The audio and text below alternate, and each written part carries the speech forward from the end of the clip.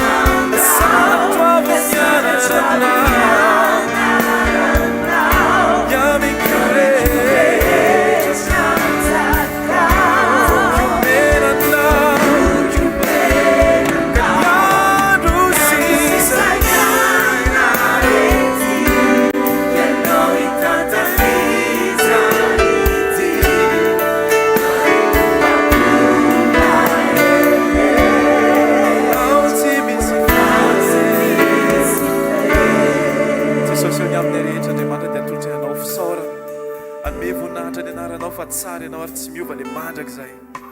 Leso ny toeranao tompo, dia mankalaza anao zay tompo amfona ray manontolo, fa tsy misy tahaka anao Jesosy, tsy misy toa anao Andriamanitra. Aoka ny fonay Andriamanitra ankalaza anao amin'ny fotoana rehetra, ka na inona zavatra atrehana Jesosy dia entinay ny fonay ankalazana anao Andriamanitra, anomezana voninahitra anao le mpanjaka ny mpanjaka sy tompo ny tompo, ny aleloia sy ny fidirana dia ho anao mandrakizay, mandrakizay, mandrakizay, mandrakizay. Ianao ilay retsy mba mandao asandratro avoniana ranao, ny amiko rehetra anjakao, hvkl-mission ny andro sisanyay nanety, ianao ritantana ny dianay ka ny mombamomba anao tsisy fetra. Jesosy ny momba anay, ny mikasika anay Jesosy, tsy ny sombitsombiny any Jesosy, fa ny momba anay rehetra dia omena ianao Andriamanitra, dia anjakao dia atao avy amin'izay tianao Andriamanitra. Tompo, rehefa anao ny fonay dia ny masonay koa Andriamanitra dia anao, ary izay hitanao Andriamanitra ny tianao koa ho hitanay tsiraray avy Andriamanitra. Aoka izay tsy hibanjina ny tany fa hibanjina anao Kristy izay tompon'ny finoanay sady mpanefa izany. Ny fotoana sy ny androm-piainanay rehetra Andriamanitra dia koa fianarana mifantoka aminao Andriamanitra, fa tsy hoe fianarana miatrika olana Jesosy eo. Ny fitombonay Andriamanitra dia miankina be mihitsy amin'ny hoe mifantoka amin'izany fonay sy ny masonay. Dia androany Jesosy hijery anao zay Andriamanitra, hibanjina anao zay Jesosy, dia hitanao zay Andriamanitra. Aoka ianao ny kasika, aoka ianao ny tantana, aoka ianao ny anitsy, aoka ianao no mpianatra anay, zay tianao Andriamanitra anao koa tanteraka amin'ny tsara rehetra. Aoka Jesosy ny filanay sy ny etaeta ny nofinay Andriamanitra ho foana avokoa, fa aoka nitokana hitarika anay dia ny fanainao masina, ahafahanay ho tonga amin'ny toerana izay fanendasanao ny tsiraray avy Andriamanitra, satria izany no antokisinay Andriamanitra dia ny hatanteraka izay vavaka ao Jesosy, amin'ny anaranao Jesosy, amin'ny anaranao ilay avo indrindra. Aleluia. Mijery anao aho tsy atahotra eo, mefahitana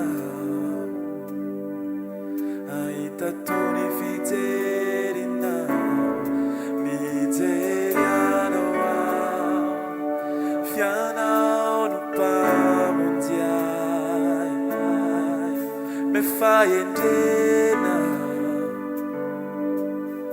ainao zay tokony atao.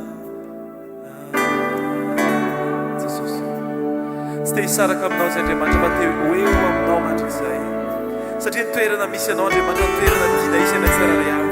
Tsy te ho lavitra anao zay Andriamanitra, fa te ho tongotra mandrakariva, te hijery anao zay Jesosy. Mijery anao aho tsy atahotra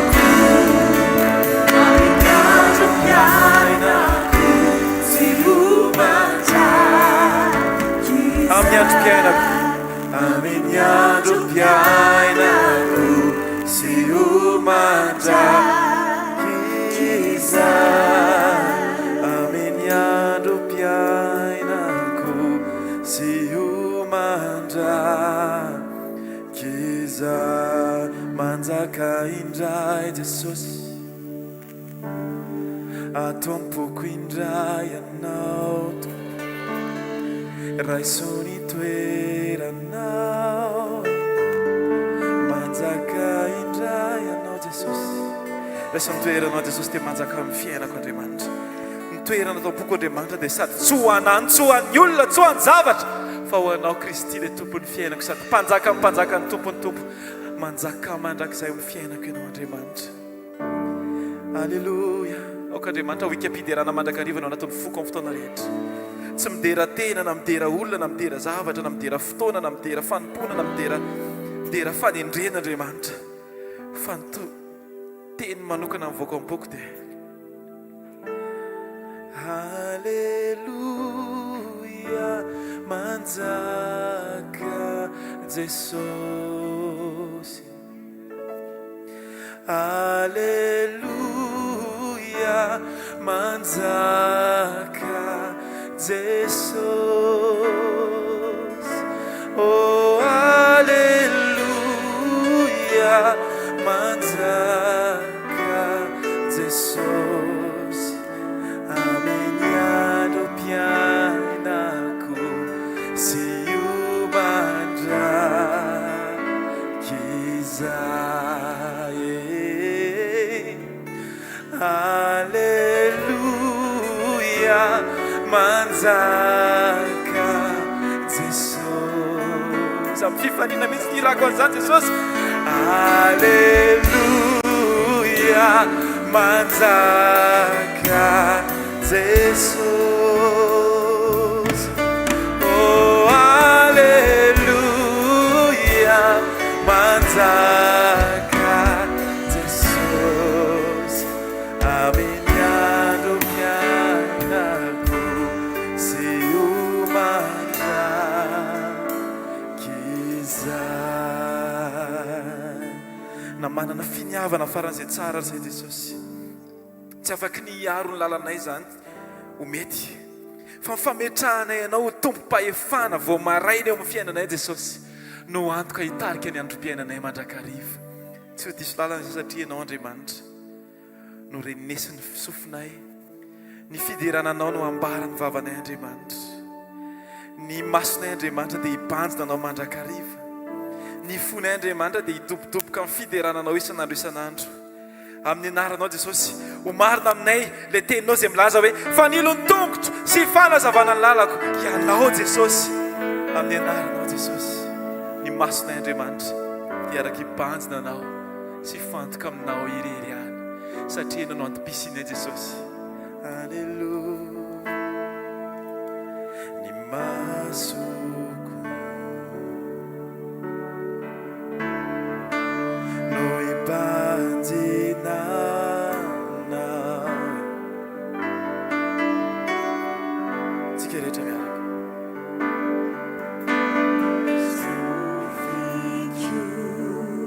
no andrenesako ireo no andrenesako ireo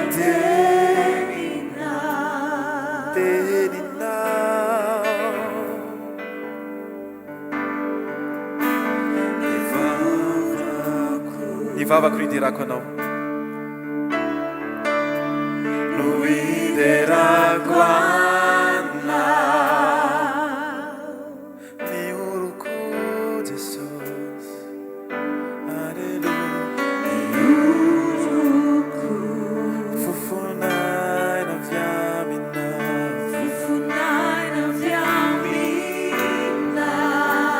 atoloy razany tananao dia asan-daty misy teneny tanako Jesosy. Alleluia. Tanako no anajatako anao isaiko isaintsainako ny falebiazanao tompo ianao no antony velomako tompo ianao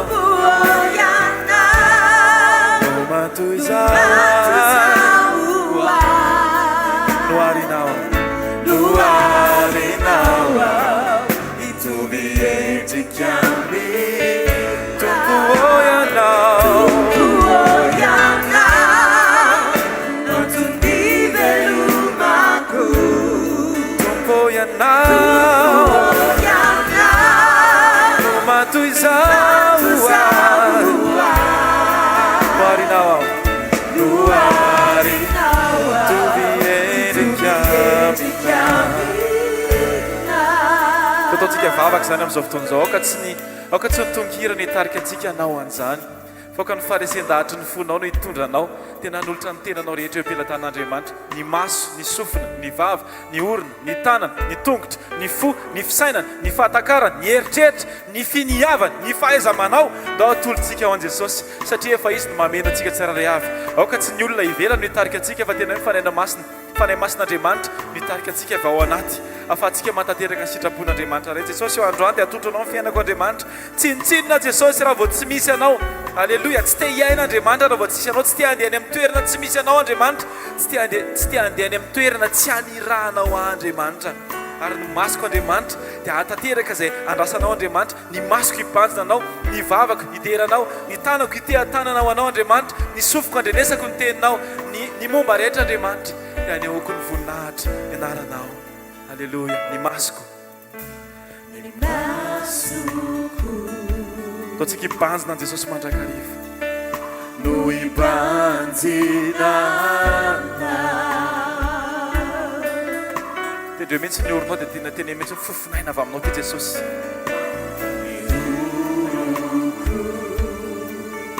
fofinaina avy aminao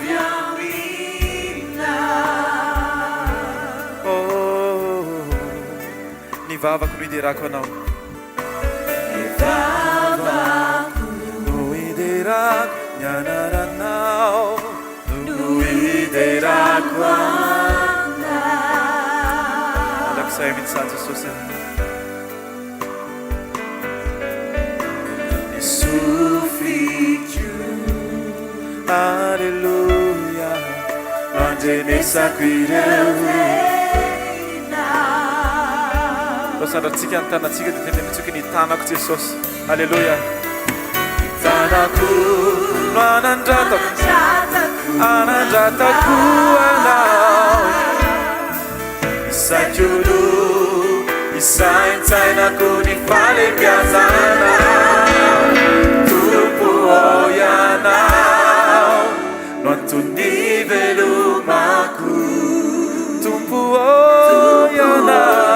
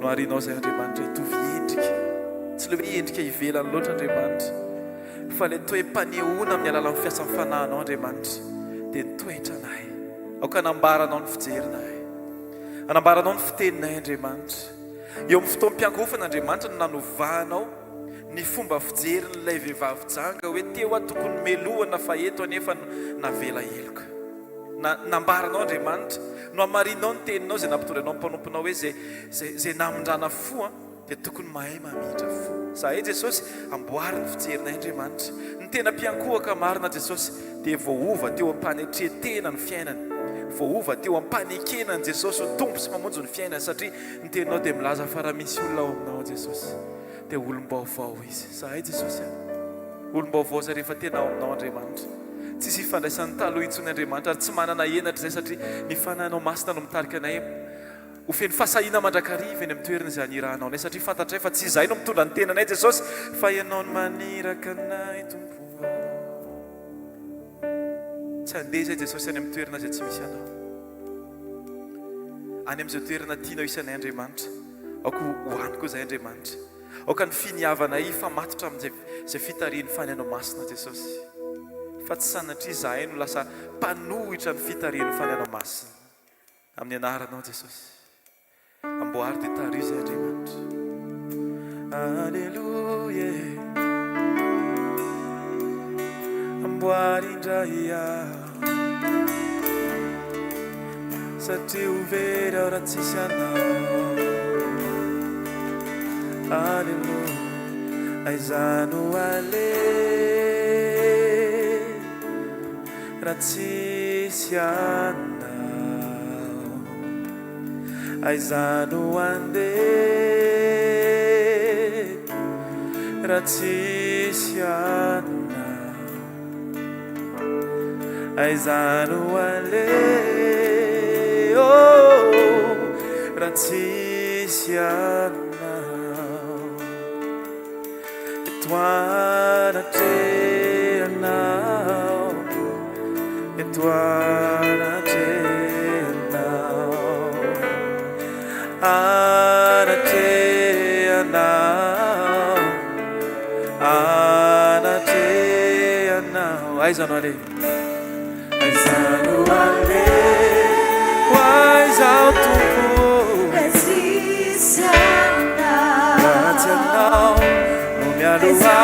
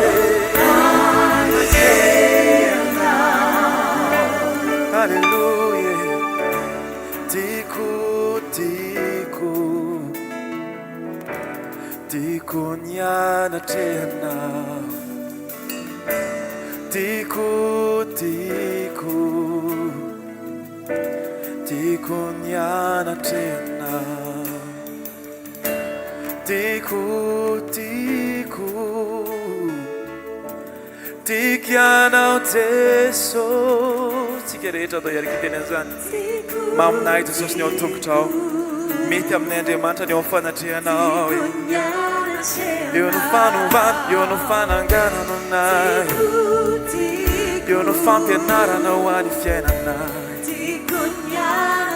eo no fanavaozana ho anay tikanao Jesosy tiako ny ao anatrehanao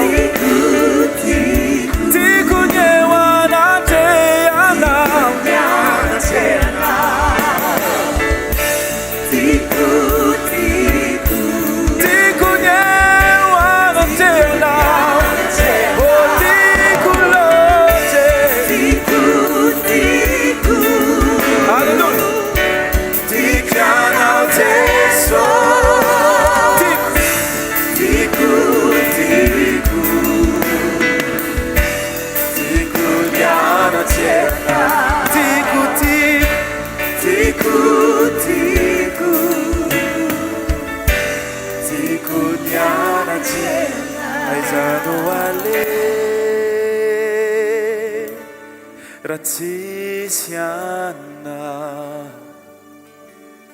aizano ande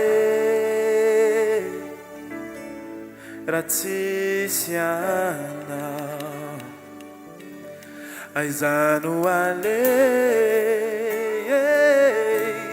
raha tsisy anao anatrehanao anatrehanao anatrehanao anatrehanao satria tiako loatra ny eo anatrehanao tiako ny eo anilanao tompo mami ny eo anatrehanao Jesosy io natsapako an'izany tena ty hainao tahaka ny afo Jesosy raha jerena lavitra izy dia tsy renay ny hafanany Andriamanitra fa antsonao mihitsy zahay nakaiky anao Jesosy mba atsapana izy zany hafanany afim-pitiavanao anay zany Andriamanitra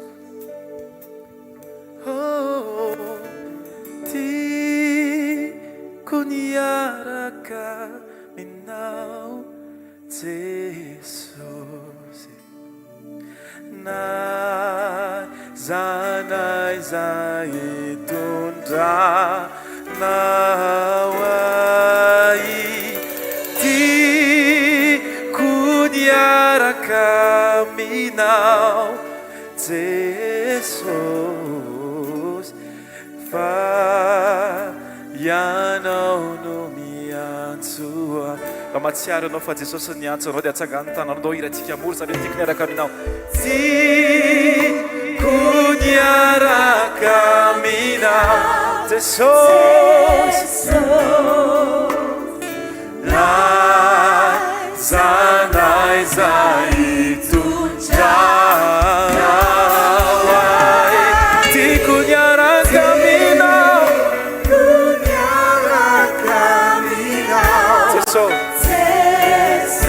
fa ianao no miantso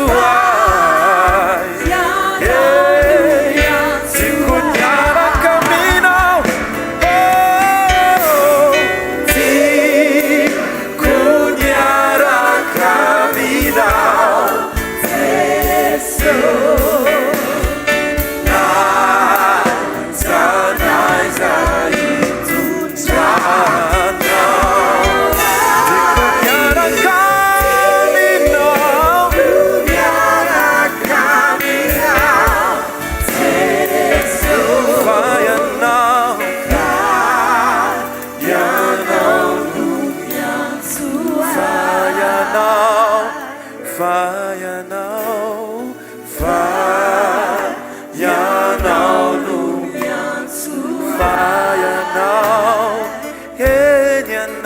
ianao no mpamonjy ahy ianao no mpamonjy fa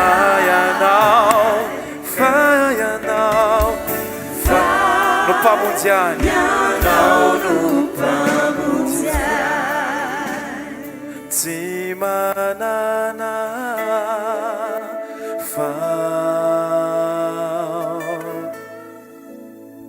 tompoko afa-tsy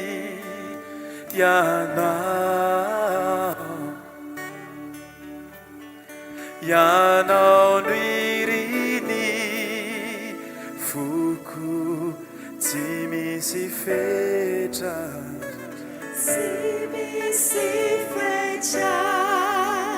toko ateriko eo anatrehanao Andriamanitra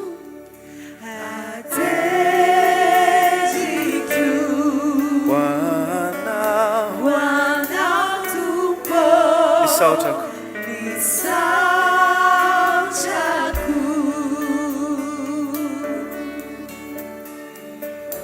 tsy manana hafa aho tsy manana hafa tompoko afa-tsy ianao tompoko afa-tsy ianao no iriny foko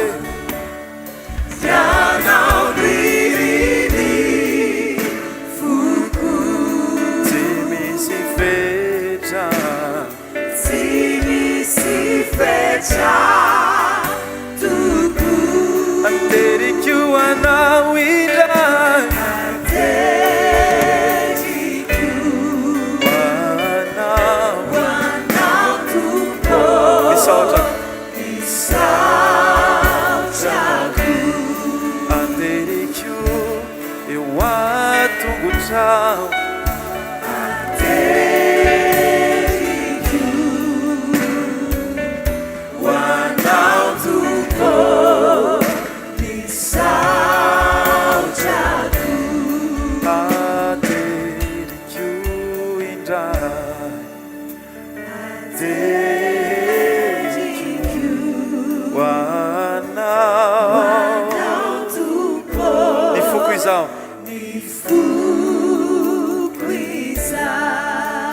Etonatreanao Andriamanitra eo ankianja izay misy anao ny tiana isy any tsirairay avy Andriamanitra eo amin'ilay toerana misy ny tongotrao Andriamanitra ny tiana isy ny lohanay Jesosy Kristy ampanetrehanay na ny sainay Andriamanitra ampiondrehanay natrehanao Andriamanitra Jesosy eo amin'ity fotoana ity Andriamanitra dia tehiteranao izay Andriamanitra eo amin'ny fotoana izay mety ohatrany hoe maneritery ny zavatra rehetra voageja manodidina izahay indraindray fa tsy manakana ny fiderana tsy ho ataonay ho anao izany Jesosy satria masina indrindra ianao avo indrindra ianao tsy miova ianao eo ankianja misy anao Andriamanitra ny tiana isanay eo ankianja misy an'ilay fampaherezana tsara indrindra mety mafimafy izany hoe mandoalika eo amin'ny kianja zany satria ny kianja dia vato mety marary ny loalika fa tsy rentsony zany Jesosy satria ny fitiavana izay ampitainao dia mafana lavitra noho ny zavatra izay mety renesy ny nofinay Jesosy ny tena fiankofana marina Andriamanitra ny takianao dia ilay fiankofana araka lazainao amin'ny Hebreo 3:10-10 fanatim-piderana tsy mandre intsony ny hirifiriny nofo fa lehibe ny fitiavanay ianao Andriamanitra dia lehibe koa ny fitiavanao anay dia tsy mareny ininona tsony zay Jesosy ary afaka miteny hoe masiny ianao ianao Tompo Jesto anao masiny ianao ianao terawanao Jesosy Jesosy tao ferintsika izany hoe masiny ianao izy antondroina masiny ianao eny anao ianao Tompo Jesto anao Tompo Jesto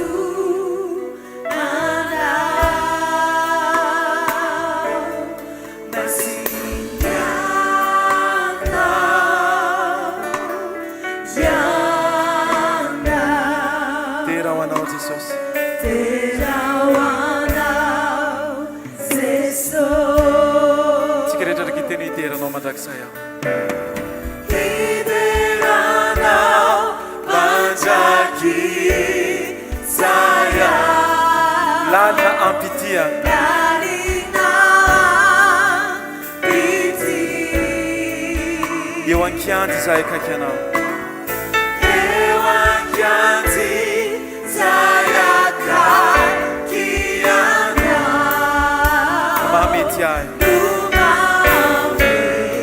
Tsika masina ianao masina ianao eny anao Tompo Jesto anao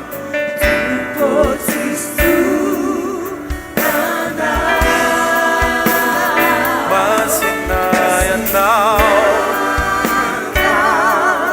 masina ianao terawanao Jesosy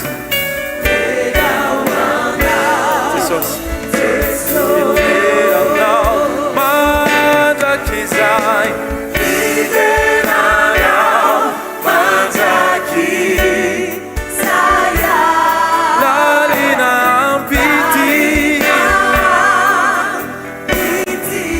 Eo ankianty zay akaiky anao Saya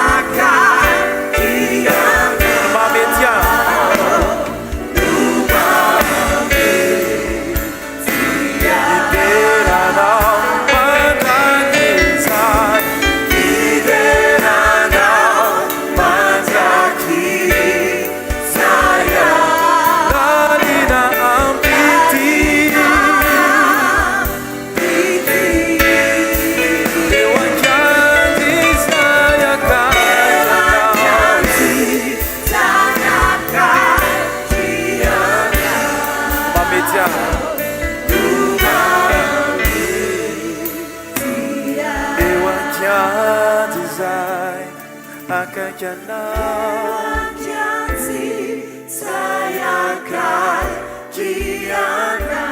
mamety ahy eo ankianjy eo ankianjy zay eo ankianjy zay akaiky anao no mamety ahy manahiky indray zay tompo. Alleluia. Nitoetra eo an-tongotrao ataontsika rehetra hoentintsika amin'ny finiavana eo an-tongotra Jesosy ny momba antsika tsiraray avy. Tompo androany dia hoentiko ny tenako hoe ho an-tongotrao tsy jereko olona, tsy jereko ny toerana, tsy jereko mety fiantsona Andriamanitra, fa androany dia tsy maintsy hoe ho an-tongotra ao Andriamanitra. Ampanikeko ny momba rehetra ny mikasika rehetra manaiky ao tompo manaiky ao manaiky zahay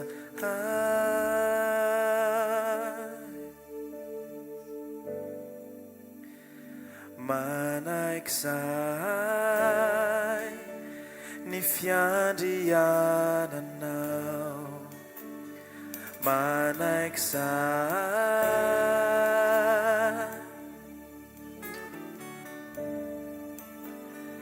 manaiky zahay ny falebiazanao ny falebiazanao manaiky zahay manaiky zahay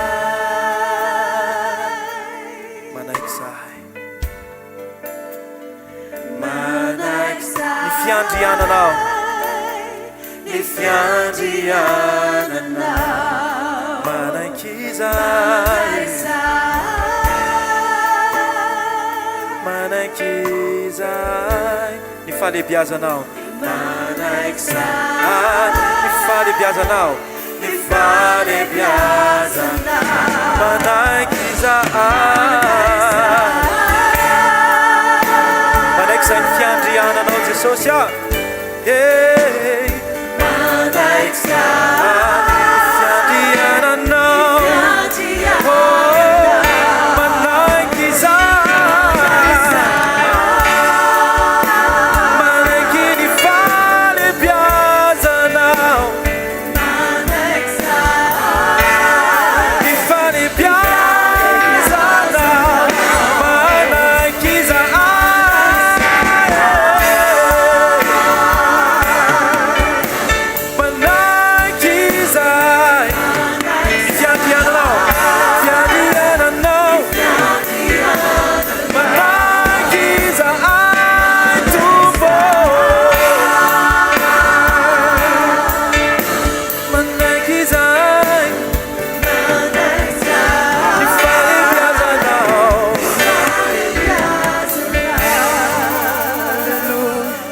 lehibe ny tompo tsika rehetra teniny hoe lehibe ny tompo zawira hoe lehibe Jesosy lehibe Jesosy oh lehibe Jesosy lehibe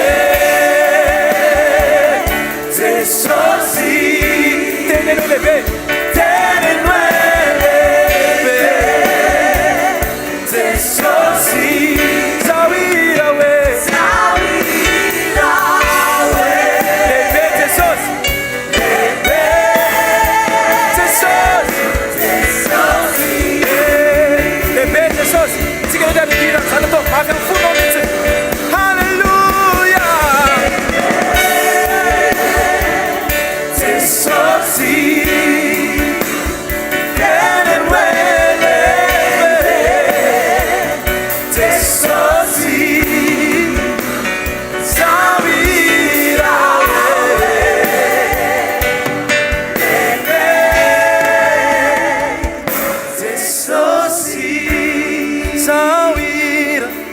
zao ira hoe lehibe Jesosy zao ira hoe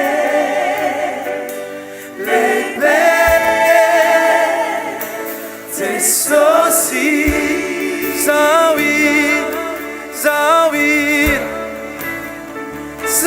ira hoe tico be Jesosy tico be Jesosy zao ira hoe tico be Jesosy zao ira hoe tico be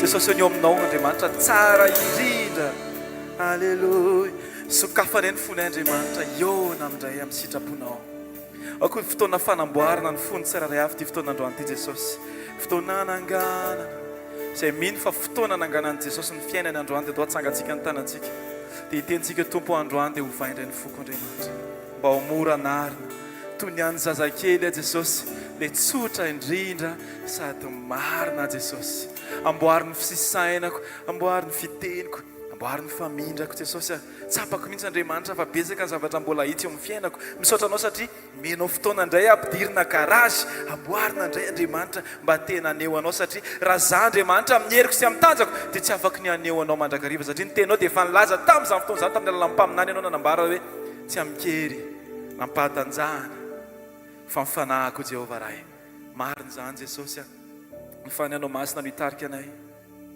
afany Andriamanitra ho anisan'ny olona voova amin'ny finoana anao nanganany ny tananay ary inonay fa efa miova izay Andriamanitra efa vaova ny foko kasihanao ny foko Andriamanitra satria fantatro alleluia fa ny fotoana ny kasihanao ny fon'ilay vehivavy janga alleluia dia tamin'ny fotoana ny tenenanao azy hoe mandehana fa zako tsy manameloka anao intsony ary za manota intsony ianao androany koa Jesosy dia fantatray fa zany teny zany dia latsaka ho anay tsiraray avy Andriamanitra androany le teny zany dia marina ho anay tsiraray avy Jesosy satria fananganana ny ao an-tsainao Andriamanitra ho fiainam-pananay tsiraray avy Jesosy tsy fanamelohana ny ao fanatrianao sady ny teninao koa dia milaza fa ny zanaka tsy tonga nameloka fa tonga hamonjy izao tontolo izao dia tonga eto sy Andriamanitra mirehareza satria olona novonjehanao olona natsanganao dia manaiky izay Andriamanitra anova ny fonay anova ny fisainanay anova ny fijerinay anova ny famindranay alleluia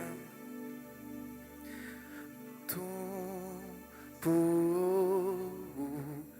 fay ny fokomba omorana rena atao veritsika izany dia ataovy eo amin'ny fonao ny tananao androany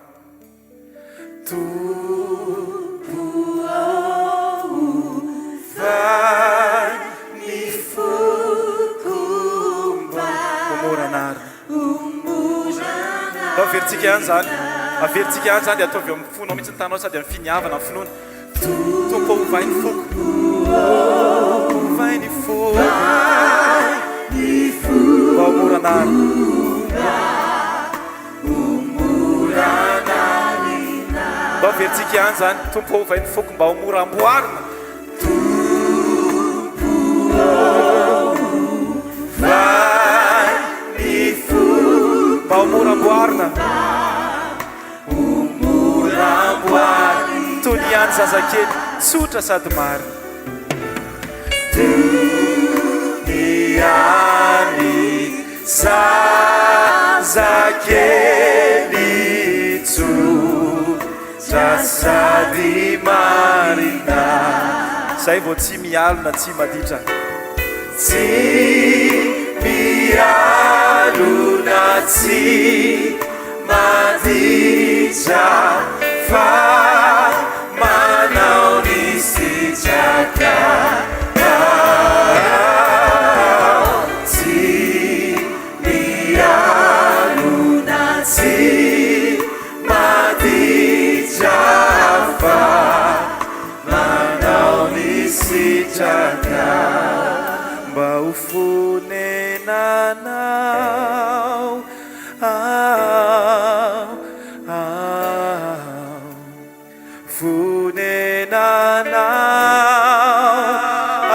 fonenanao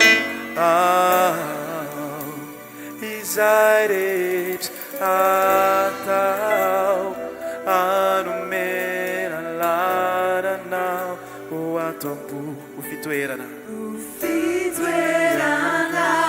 arak'izay tefeny foko anao ho anao ka ho zavadretra ianao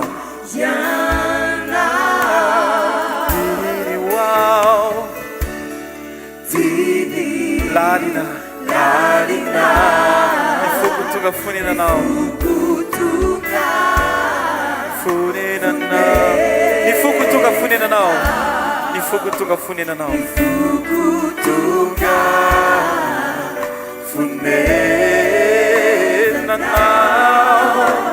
ny foko tonga foninanao. Alleluia. Zao itsony no velona Kristy velona atao anatika tsy zao itsony no velona fa Kristy ny velona atao anatika ianao Jesosy ny velona eo amin'ny fiainana tsy zao itsony loatsika iteny za mafy tsy zao itsony tsy zao itsony fa Jesosy mihitsy no ato anatiko tsy zao itsony tsy zao itsony ato anatiko. Alleluia. Ave mameno tanterakai faetianao tsy ho feno zavatra fa afa-tsy anao itondray fiainanao tompo ao anatiko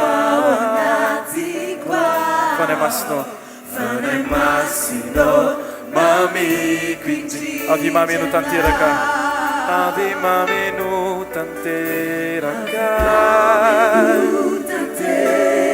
faetianao tsy ho feno zavatra afa-tsy anao itondray ny fiainanao tompo ao anatiko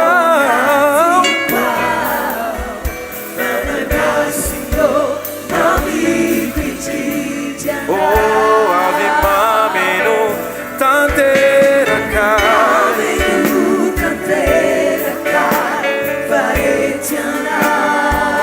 tsy ho feno zavatra afa-tsy anao itondray ny fiainanao tompo ao anatiko fanay masino mamiko indrindrana fanay masino mamiko indrindrana fanay masino mamiko indrindrana fanay masino mamiko indrindrana.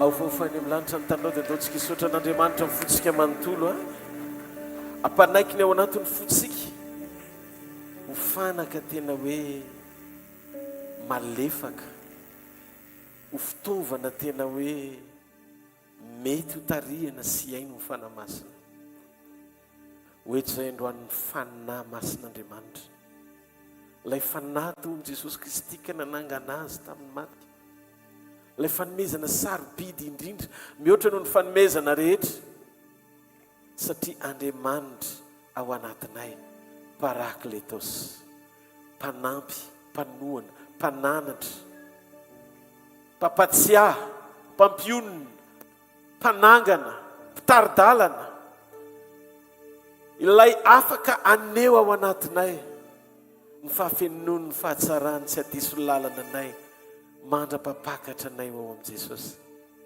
Izy no ilay fiombonana tsara indrindra maneho ny fahafenon'ny raisy Jesosy Kristy Tompo ao anatinay. Misaotra fanamasina amin'izao fotoana izao, misaotra fanamasina. Misaotranao ny amin'ny fitarianao, ny amin'ny fitondranao, ny amin'ny fanangananao, ny amin'ny bitsika avy aminao, ny amin'ny teny fiainana avy aminao, ny amin'ny fanambarana avy aminao, ny amin'ny fitondranao ny fiangonana. Fa ianao ilay tokana afaka natateraka ny sitraponao mandrakizay eo amin'ny fiainanay zanakao. Mitenena fanamasina mihaino anao izay amin'ny anaran'i Jesosy. Amen. Dao tsika itentanina mafy be eo amin'ny tompo mangataka anao ahazo toerana.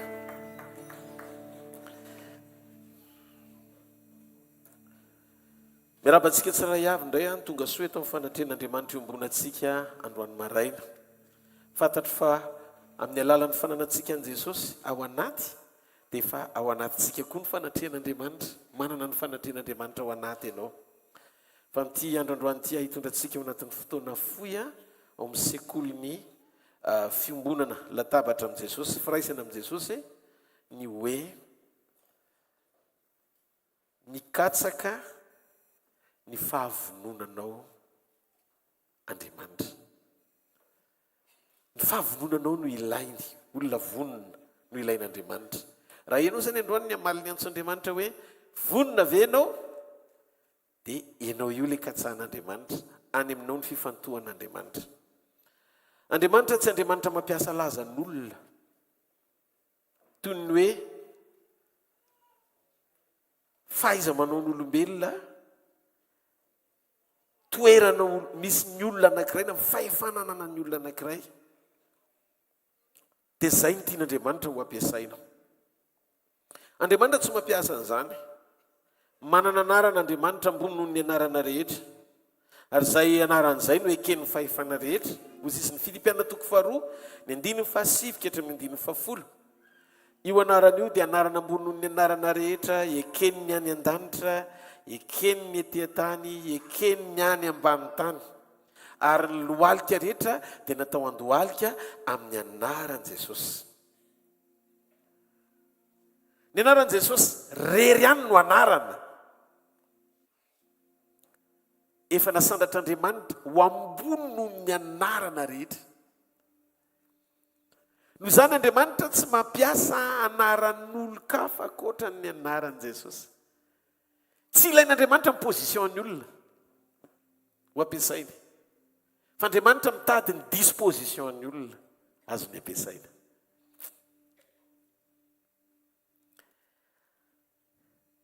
Raha jerena zao hoe iza ny olona fantatro faran'izay malaza indrindra eto ambonin'ny tany, dia iza ny mila an'iza? Jesosy hoe mila an'izay olona izay. Sa le olona ny mila an'i Jesosy dia tiako no milaza aminao.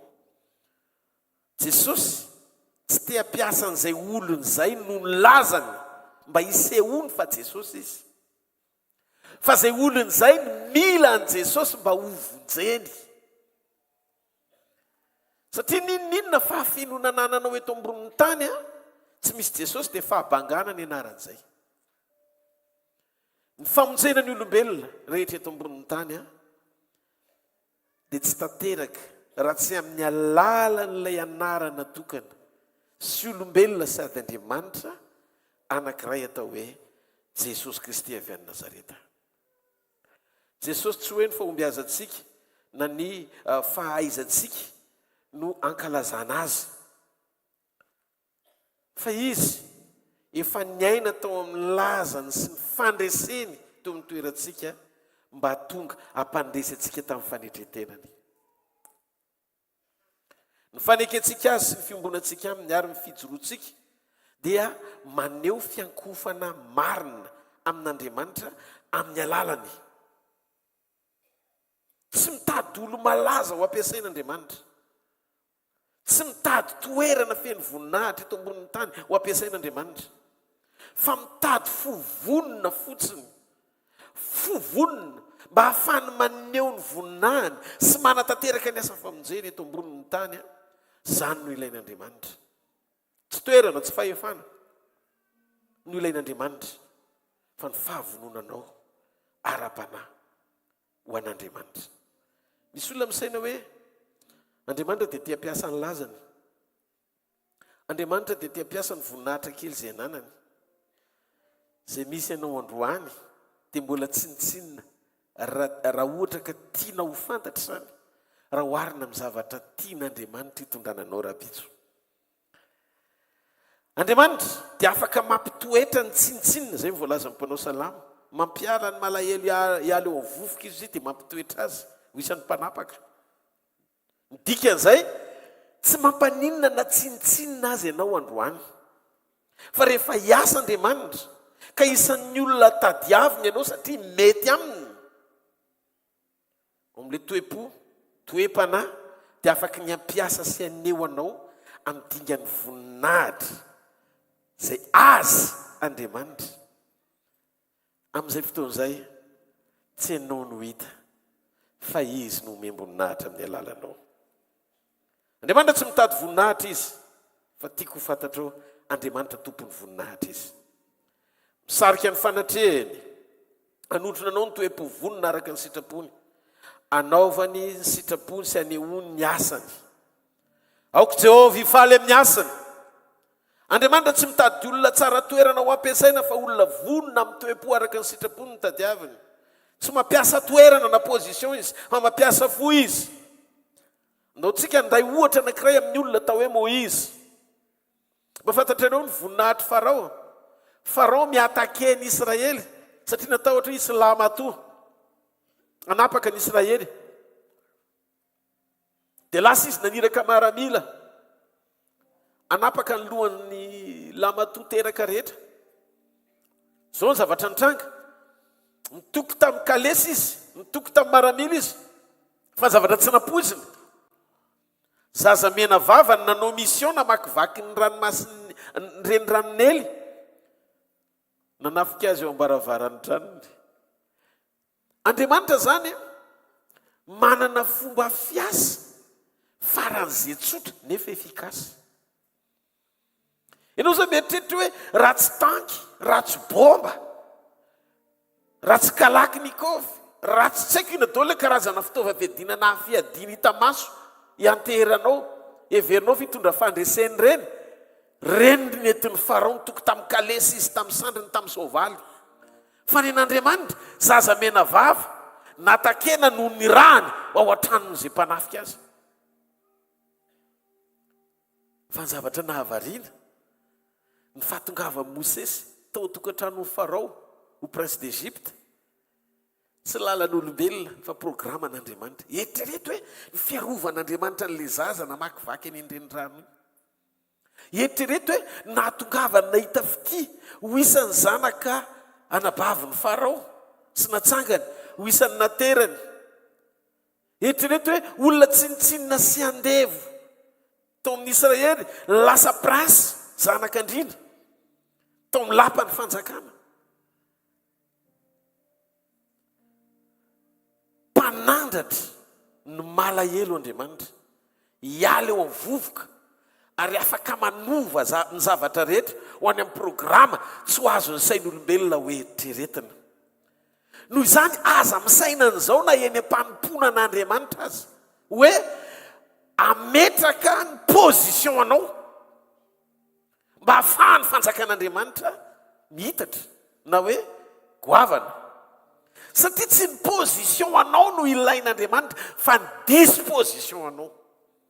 Amin'Andriamanitra zany tsisy toerana ambony sy toerana ambany satria izy no avo indrindra.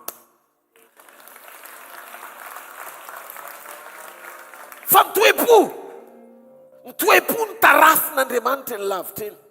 Toe-po ny tarafin'Andriamanitra ny lavitra eny. Dia toy antsika iresaka kely amin'izay mikasika momba ny hoe taizany fomba niaonan'ny Mosesy tamin'Andriamanitra. Tsy nampiasa ny position ma-prince d'Egypte azy Andriamanitra. Tsy nampiasa ny position ma-prince d'Egypte azy Andriamanitra. Fa ny zavatra nanaita n'Andriamanitra nisarika azy tao amin'ny Moïse. Rehefa hita n'Andriamanitra fa manomboka mitsilopilopy sy tazan'Andriamanitra le toe-po tia fahamarinana. Tsy mahazaka injustice, tsy rariny sy tsy fahamarinana Moïse. Rehefa hitan'Andriamanitra fa nyvonon'olona Egyptianina ny setrasetra tamin'ny zanak'Israely, tena nomboka hatreo nitranga ny problemany Moïse. Ina problemany? Tsy prince d'Egypte ntsony izy, fa nalefa ny Farao sy ny fanjakany Egypte ho andevony renireny tany anefitra dia izay afaty azy ihany. Zay dia le lalàna natonga azy ho any anefitra. Namoahana anazy dia hoe condamnation, tsy te handatsaka ny rano ny Egyptianina satria efa mba prince tao Egypta ihany izy. Fa alao izy irenireny any anefitra any dia avelao ho faty any. Navotsitra Moïse, rava les positions fa nisokatra tamin'le toe-po, le disposition ahafahan'Andriamanitra mampiasa azy. Mba eritrereto, olona mivenjivenjy, tsy misy toerana, tsy misy fahefana, efa narina ho any anefitra no tsy ponin'Andriamanitra. Azonao ve niasa bidy ny toe-po mihoatra lavitra noho ny zavatra azon'Andriamanitra ampiasananao eo amin'izay position nisy ianao androany. Zany mahatonga miantso fa na iza olona ato amin'ity hevitra ity mety manana position ianao, aza hoentiny eo anatrehan'Andriamanitra ny position anao, manetre tena ho toy ny olona tsinitsinina manana n'le toe-po mba hahafahan'Andriamanitra mampiasa anao.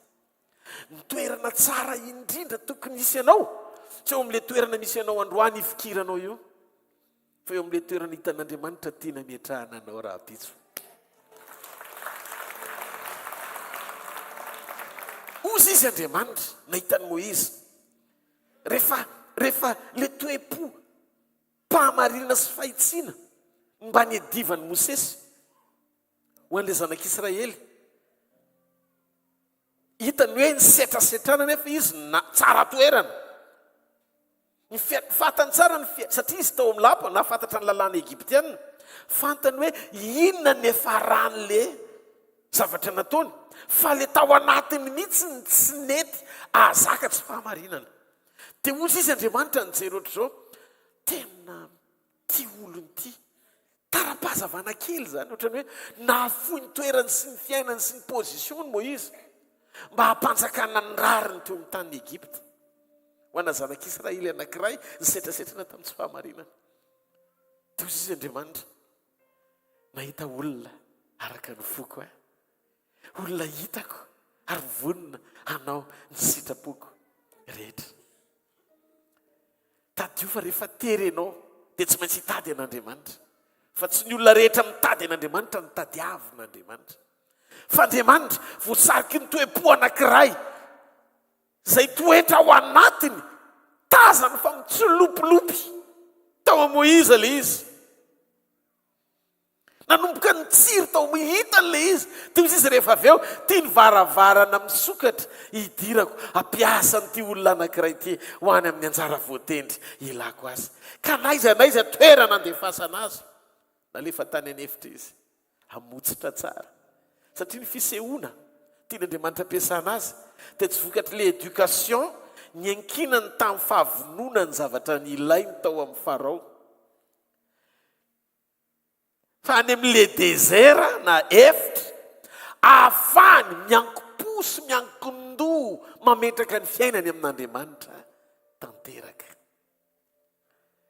Efa tonga tany amin'ny désert izy, na tena aza nindramina tamin'ny rafozana, tena nindramina teny rafozana, voalaza ny soratra masina boky Exodosy. Netiny androndry, nantsina ny lalan'ondry, nandianana. Izy mieritreritra hoe eo am-piandrasan'ondry fa tsy fantany fa formation le fiandrasan'ondry. Ny toerana misy ianao ane raha tiana ho fantatra na ny asa misy ianao androany dia mety azo lazaina fa endrika sy andraikitra hitarafana le famola volana anao ara-toe-po ara-pifandraisana amin'ny mpiara-miasa aminao amin'izay andraikitra hijoronao am-pahamarinana eo amin'izay toeram-panendrenana na nendren'Andriamanitra anao hitarafany ny toe-ponao hoe mety aminy. Fa ho ambadik'io tsy fatiantoka ny zava-dehibe, tsy tombony ny zava-dehibe, fa le toe-po sy le disposition tadiavin'Andriamanitra ao anatinao mba hahafahany mijoro mitondra anao any amin'le destination na le anjara voatendry tian'Andriamanitra ahitananao any am-parany. Lesona teto omaly dia ny hoe Andriamanitra mahita ny farany hatramin'ny voalohany ary milaza izay mbola tsy natao akory izy. Mila mahafantatra tsika ho fiarahantsika amin'Andriamanitra le toe-povonina tia fahamarinana no nolain'Andriamanitra tamin'ny Mosesy sy le toerana mahapresy d'Egypte azy tsy rariny izao atao amin'ny zanak'Israely zao. Nijoro izy niady ho an'ny fahamarinana toe-po, tsy niekeny tsy zaka ny injustice.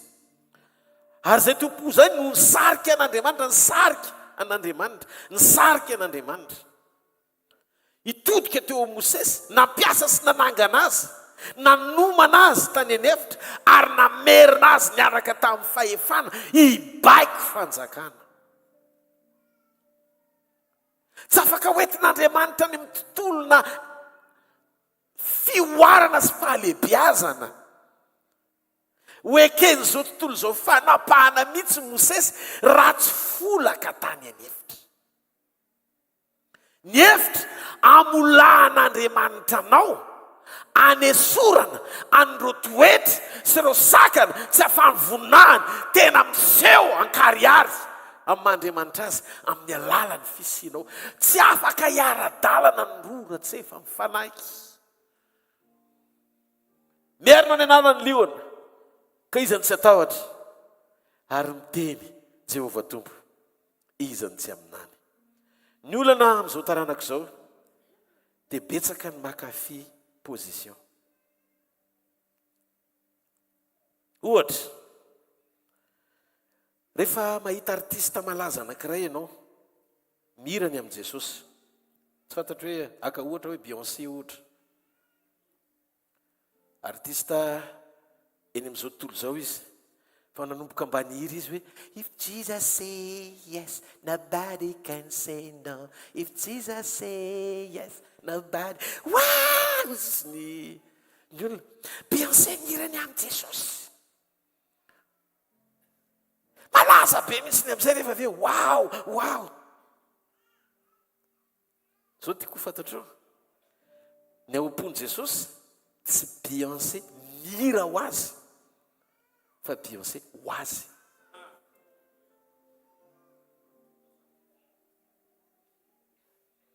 Ono Jesosy ve mila azy, hira ho azy, sa izy ny mila an'i Jesosy hamonjy azy? Tsy le olona hira no ilainy fa foanompo sy anaiky azy. Tsy le olona mitondra ny lazany anaitra anao ankira fa le olona andrasan'Andriamanitra hanolo-tena ho azy. Andriamanitra tsy Andriamanitra mampiasa profil ny olombelona zany. Olombelona mety maty, izy velona mandrakizay. Efa manana anarana ambony noho ny anarana rehetra izy. Noho izany, le olona malaza ny mila an'i Jesosy Kristy hamonjy azy, fa Jesosy Kristy no miseho amin'ny alaran'le olona. Esory zay. Ary raha vao mitady ho tafiditra anatin'izay ny fanomponao dia manomboa mieritreritra fa efa misy mpanolo-tsaina hafa ao ambadika eo. Misy mpanolo-tsaina diso ary eto ny tokony ananantsika esprit de discernement na ao anatin'ny asa fanompona azy.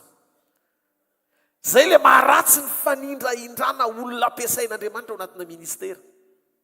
Satria tsy miposition le pastera na tonga fiangonana anaiky an'Andriamanitra. Fa le anarana ambony noho ny anarana rehetra zay torianay aminareo satria izy no avy apakatra anareo ny fiangonana. Sokafony ao anaty ny fonao sy ny sainao fa tsy mampiasa ny position n'olona nizana izy. Izy no izy atraitr'izay ka ho mandrakizay efa azo ny anaram-boninahitra ambony ny anarana rehetra, anarana tokana no fehantsika rehetra ary za ao anaty Jesosy avy ao Nazareta.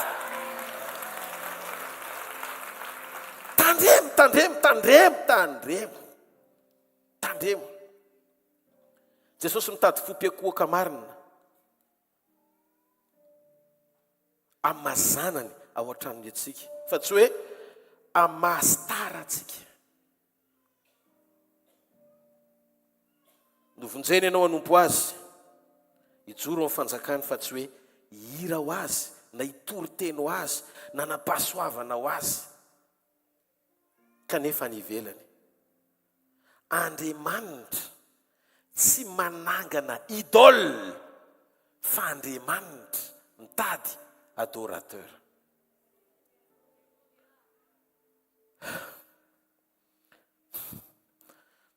Tsy isika hitan'ny olona miavaka amin'ny fampiasan'Andriamanitra antsika fa isika mampiakohaka ny momba antsika ray manontolo eo am-potitsy ny azo fijaliana.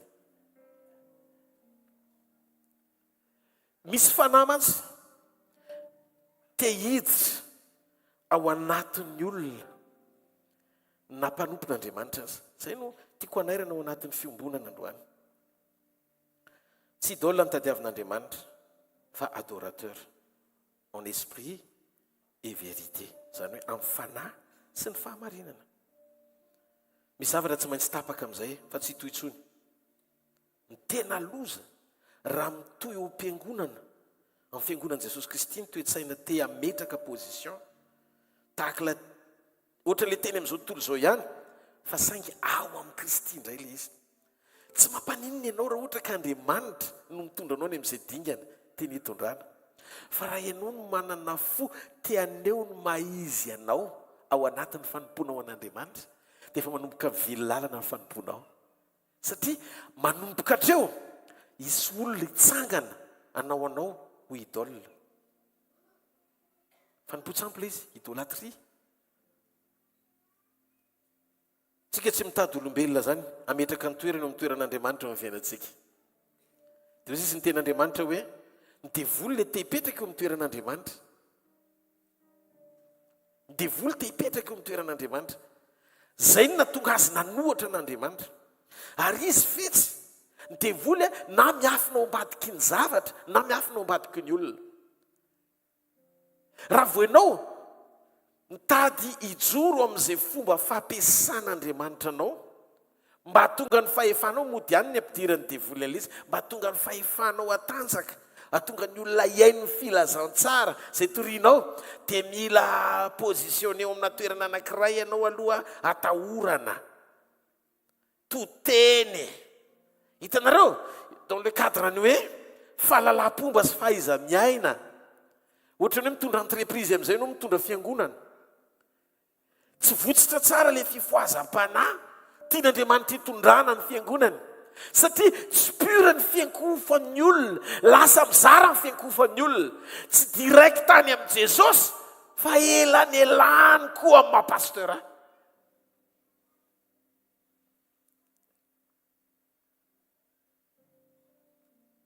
Andriamanitra nefa tsy mitady izay fa manana ny toerana, fa Andriamanitra mitady izay vonona ho mpiakohaka marina aminy.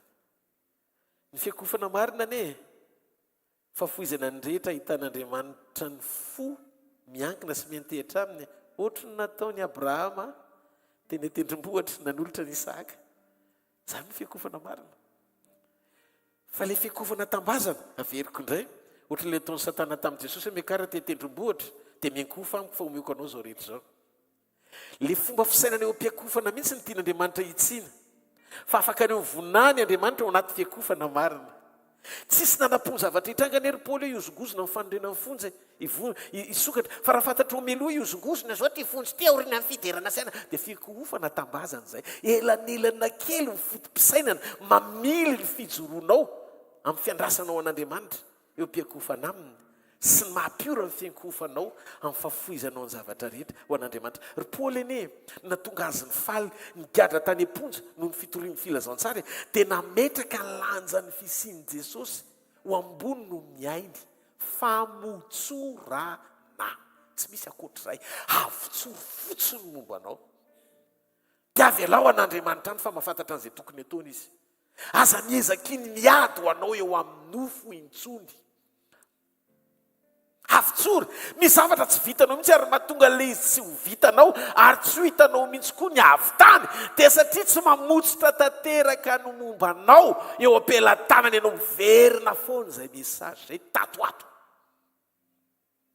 tsy tanteraka zafa-panadina tao amin'ny sekoly ny famitsorana amin'ny problemanao te androso ianao fa tsy mbola mandroso tanteraka Amiandry anao Andriamanitra makanesa ty amika ianareo le miasa fantatra reo ianareo le miasa fantatra sy mavesatra entana izany no anome anareo fitsarana tsy ny teny omeko anareo fahamahivanana amin'izay mavesatra hoentinareo fa fitsarana ny lazaina dikan'izay ny takalo tian'Andriamanitra nomezana anao rehefa mipetraka ho tonkony izay mavesatra rehetra fitsarana fozy izy mbola piko le vesatra hoentiny ziokako fa ozy izy ny anahy maivana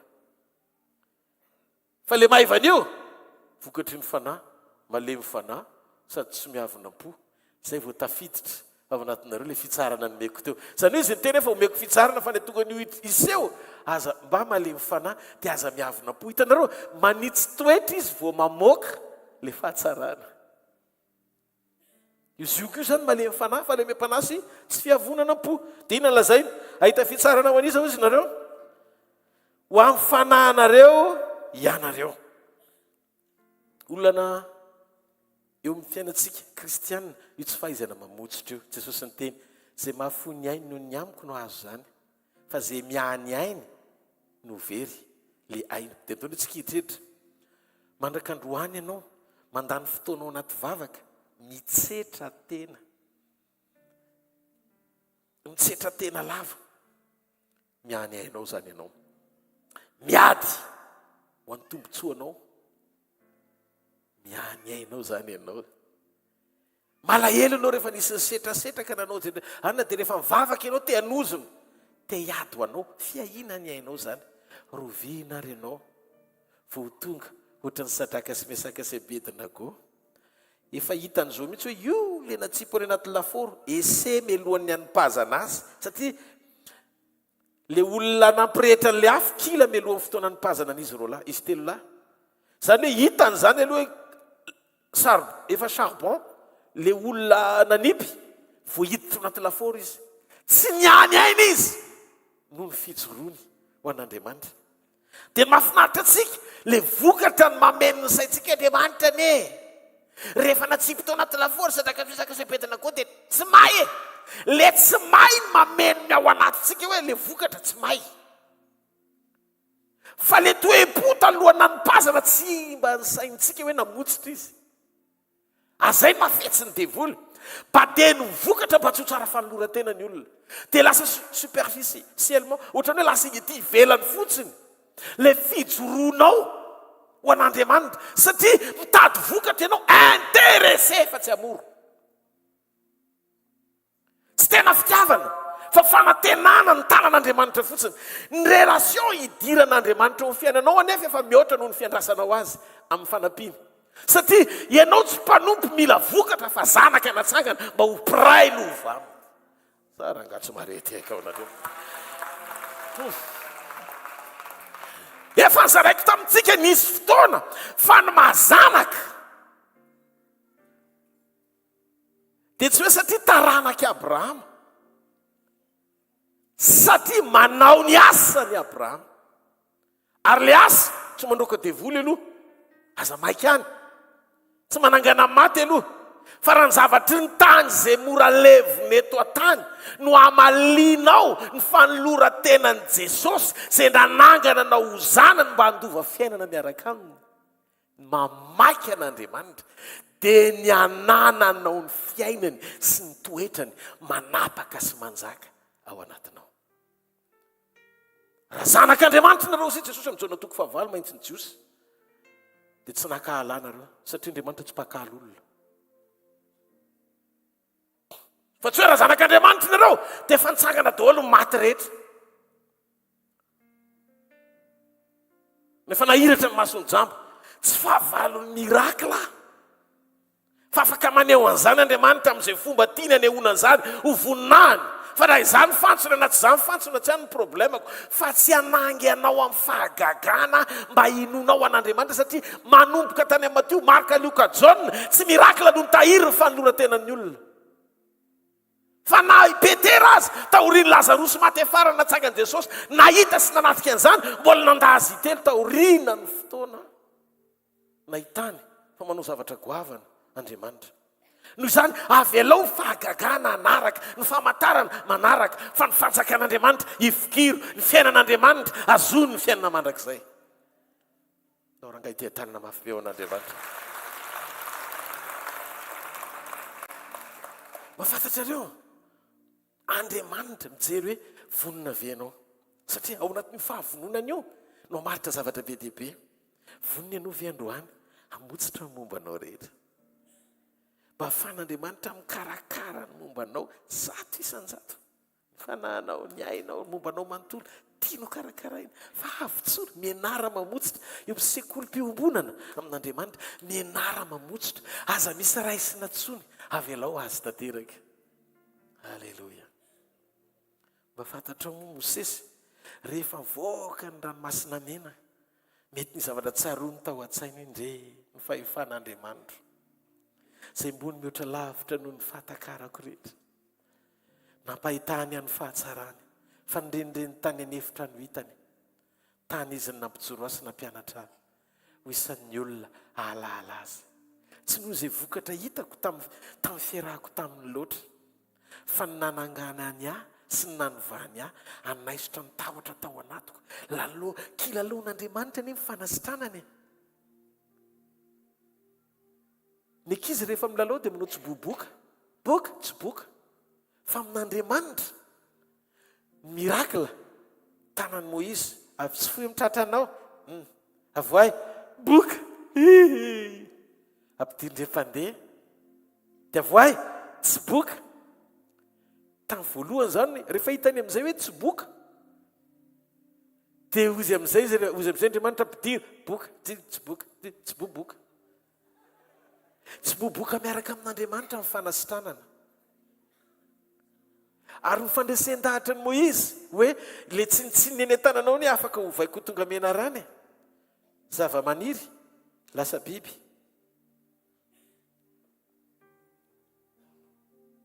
Atsipazo lasa mena rano raiso amin'ny rambony sakitsoka satria matahotra mena rano teo nahitako hoe ay ve matahotra mena rano Mosesy zavatra tahorany no nasain'Andriamanitra ny laloviny.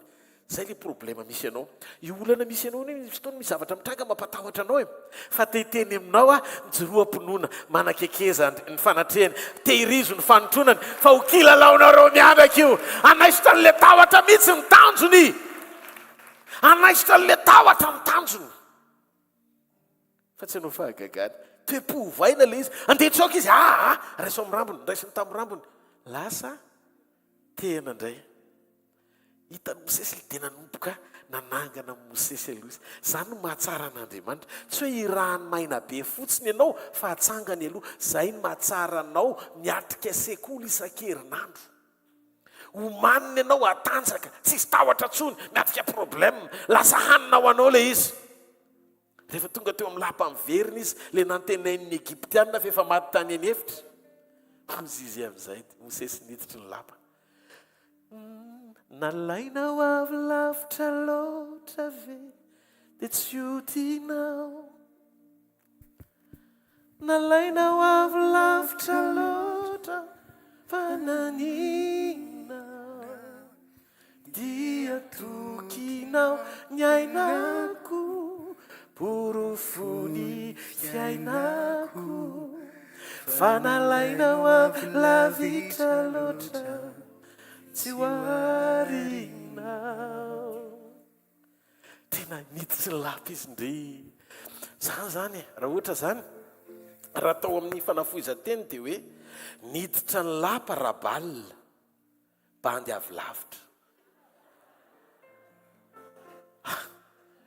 Tena kolona amin'ny teny le izy samy misy bandy avy lavitra no entiny tompony sedra tena désert fa navery niditry ny lapa satria nahoana le folaka najoro le vovoka ny mena voninahitra le tsinitsinina sy fanilika tonga mpanapaka fosy Andriamanitra tsy ny position anao satria prince d'Égypte anao fa ny disposition le fo tsy mazaka injustice nidirin'Andriamanitra tsehatra natsangany ho isan'ny olona manam-pahefana ibaiko fanjakana. Dia zao koa ny zavatra nitranga nasiona amin'ny Mosesy meloa daholo, aniraka anao any fa ho amafisiko ny fony. Ndao tsika tia tanana mafy be ho an'ny mpanjaka ny mpanjaka. Halleloja! Rehefa eo amin'ny fiainanao Andriamanitra dia afaka miara amin'ny lalao nareo mianaka. Ary ny lalao en grand tsy matahotra ady ve.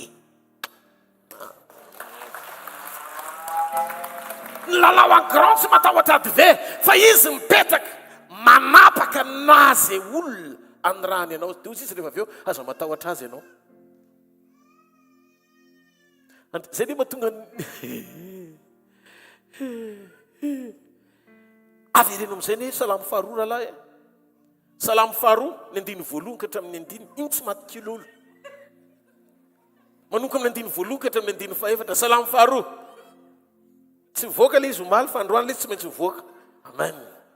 Halleloja. Manomboka amin'ny 1:1 ka hatramin'ny 9:4. Nahoana no mitabataba ny gentilisy, misaina anohany foana amin'ny firenena. Ireo mpanjaka ny tany mitsangana ary ny mpanapaka miara-mio anohatra ny Jehovah sy ny Mesiany ka manao hoe aoko tosatsika amin'ny famatorany ka aritsika hiala amintsika amin'ny famehezany. Izay mipetraka ny an-danitra amin'ny ny tompo maneso ireo. Azonao ve zany? Misy ny tabataba, misy ny korotana fa ny an-danitra amin'ny toatray mihitsy ny fahitako an'Andriamanitra. Moiza andana dia zao teneny avoin'olo konompo fa anao teneny io tsy anaiky io fa rakaraka ny mahafofony andavany an'ilay teny no ilalovantsika ny fahefany. Ayaya. Hitanao, tsy mahazo manao zay tinina ny adversaire azy eo am-pelantanan'ilay Andriamanitra ao. Ny fahefana mampanaiky azy na mampandaza. No zany ianao tsy tokony olona ho surpris raha mitory ianao dia misy tsy mihaino. Tsy anjaranao zany. Aza sorena akory ny alalàna fa avy aminao ilay izy maninona manao karaktera. Misy fotoana koa ianao mianatra mitsika ao anaty fiainon'ny hafa zay zavatra lazainao. Eo zany ny alalàna ao anaty testa hoe nirahany olo io sa tsy nirahany. Ny olona nirahana miteny zay nanirahana azy fotsiny. Tsy voatery haino azy zay nanirahana azy. Satria tsy anjara ny mampanaiky ny fon'ny olona, tsy maintsy haino azy. Ary zay problema ao an-tokantrano, na problema ao fiarahamonina. Tianao ianao ny anovany hafa dia tsy lipo, tsy votsitra ianao. Satria ianao te hijoro hoe ianona tiako io voatrao, ianona tiako tsy nomen'Andriamanitra anao zany fahefany zany. Ny ataonao miforotra, loalika, manandratra ny tanana, mametraka ny ady eo am-pelantanan'Andriamanitra, mba handreseny sitrapon'Andriamanitra eo amin'ny fiainan'ny taranaka ao amin'ny fofeny fitiavana, fanetretena, fandeferana, vavaka, dia mijoro ianao, afaka ianao, mamoaka ny eo am-ponao amin'ny olona akaiky ianao, tsy maninona fa manantena fotsiny an'Andriamanitra fa ny zavatra rehetra hainy atao. Vita mamango ny fon'ny mpanjaka, andahanao io fa miditra amin'ny fahagagana faharoa indray tsika. Zany hoe sady fananganana Mosesy le izy androso bebe kokoa amin'ny fahalalana an'Andriamanitra no ahatonga ny Farao koa anaiky hatrany hatrany ny fiandrianan'Andriamanitra Mosesy. Dia resaka ity mandram-piveriny Jesosy ny amin'ny raha ho any lanitra dia resaka ady ara-panahy. Noho izany avelao ahazo aina avy ao anatinao ny vokatry ny fanahy. Hitafio Jesosy Kristy amin'ny fandeferana, amin'ny fanetretena, amin'ny fahalemem-panahy. Zany hoe le fitafiana mialoha amin'ny fotoana novananao satria manorona tsikelikely izy le tepoly ao amin'ny tontolo tsy hita maso mandra-panovany azy eo amin'ny tontolo hita maso amin'ny fotoana iverenany anovany anao. Tena hitafy le nofo tsy mety loha avy aminy. Ka surprise eny amin'ny raha ho any lanitra tsy misy. Fa tokony efa ho fantatrao manomboka hatreto hoe aiza ho aiza ianao fa eo indrindritsika zao. Halleluja! Aiza ho aiza le fiovana efa vitanao ve ny namela. Tena mamela tsara, mamela matetika. Vitanao ve ny mivavaka dia rehefa tonga fanatrehan'Andriamanitra miteny ofoko, ofokeliko, dia tsy mezaka mitsetra tena fa libra tsara eo fanatrehany, afaka zany. Halleluja! militsika ho karazan'olona anankiray mety amin'Andriamanitra. Maninona hoe mety amin'Andriamanitra. Ny fahavononana hoe ny oerany dia hiasa Andriamanitra novanao e. Dia hitanareo amin'izay na ho fanompona kay izany mila miova ny fomba fijery. Tsy hoe tonga ianao ametraka ampira. Tonga dia hoe ametraka sonia zany eto ambonin'ny tany fa anisan'ny voninahitra ho anao ihany le izy. Dia raha voninahitra ho anao dia miomana fa raha tonga Jesosy teresaka ity mantsy tsy any amin'ilay mety be hita ety ivelany intsony fa manomboka fongaritsika le tena hoe ety ny lalana makany an-danitra ary fomba mety ny ainanao hanomananao ny fonao eo na amin'i Jesosy. Betsaka nitoky amin'ny asa hiakatra amin'izany fotoana izany. Tsy ny aina tao anatin'ny nanaiky tao anatin'ny toe-po voafora hanome voninahitra azy. Dia hiakatra eo na amin'i Jesosy. Tsikitsiky be izy satria nahoana rehefa nandray an'i Jesosy ilay mpandeha fotsiny dia tsy very intsony mandrakizay fa tonga dia mandova ny lanitra. Tsy misy nenina fa ho avy-tsika. Dia ilay tsena nefa nanomboka mba manaitra aloha amin'ny storiany. Teto tany ianao mety taminao daholo ny zavatra rehetra. Io na mangalatra aza na mbola manao fanao tontolo zao aza rehefa iny fois ianao zany hoe tsisy nampiafanao tamin'ilay jentilisa taloha iny fa nandray an'i Jesosy fotsiny fa rehefa avy eo nitohy jentilisa ihany ianao fa jentilisa manana an'i Jesosy hono.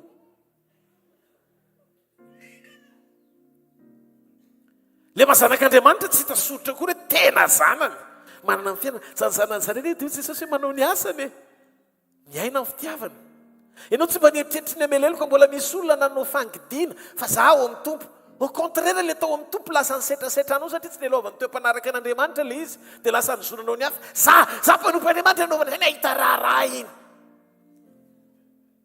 Le faratsiny iny tonga dia ataonao amin'ny teny anglisy mi come back to the sender. Verina any amin'ny mandefa anazy. Raha mirefitra le olona any nefa efa nanariny ny tena vrai apôtre ne. Izy moa vrai apôtre zao izy Jauna sy Jakoba. Angamba ataontsika hoe tsy afaka hiteny koa tsika hoe tsy apôstôly Jauna sy Jakoba. Satria niaraka tamin'i Jesosy tezitra izy roa averiko foana tezitra. Tsy niraisy ny olona tany Samaritsika ary tompo ny anaranao namavona. Zareo milaza hoe tsy mila zany Jesosy zany. Zao hoe ohatrany tamin'ny nataony Eli tairanga. Antatantsika havkely zareo mba ho fantatra an'izany atao hoe dose-na prophétique zany. Mila dosage reo. Todika Jesosy nanao ohatr'izao.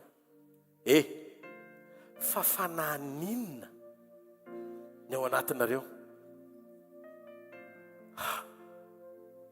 Ankona. Retsy pomba azy mba mampirisika azy satria maratra noho ny amin'ny faniliana. Bediny indray dia raha izy roa lahy bedy za zany tsy bedy. Raha apôtran'i Jesosy tokoa dia za zany tsy bedy.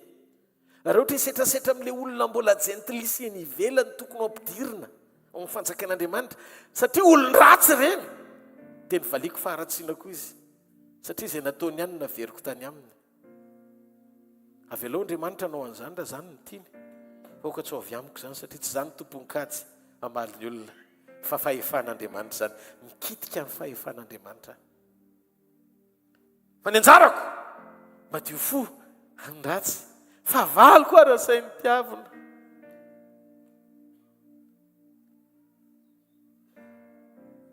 Nahoana ianao fa eo indrintsika zao zay vonina mandeha zay vonina mandeha madama Sara Mose quel sistema sizava quel sistema sizava Marisa misy mamantitra anao Marisa misy mamantitra anao tsy aky vilivili na misotra na mamili tsy aky vilivili na misotra zay vonina mandeha zay vonina mandeha dia kaman'Andriamanitra. Halleluja.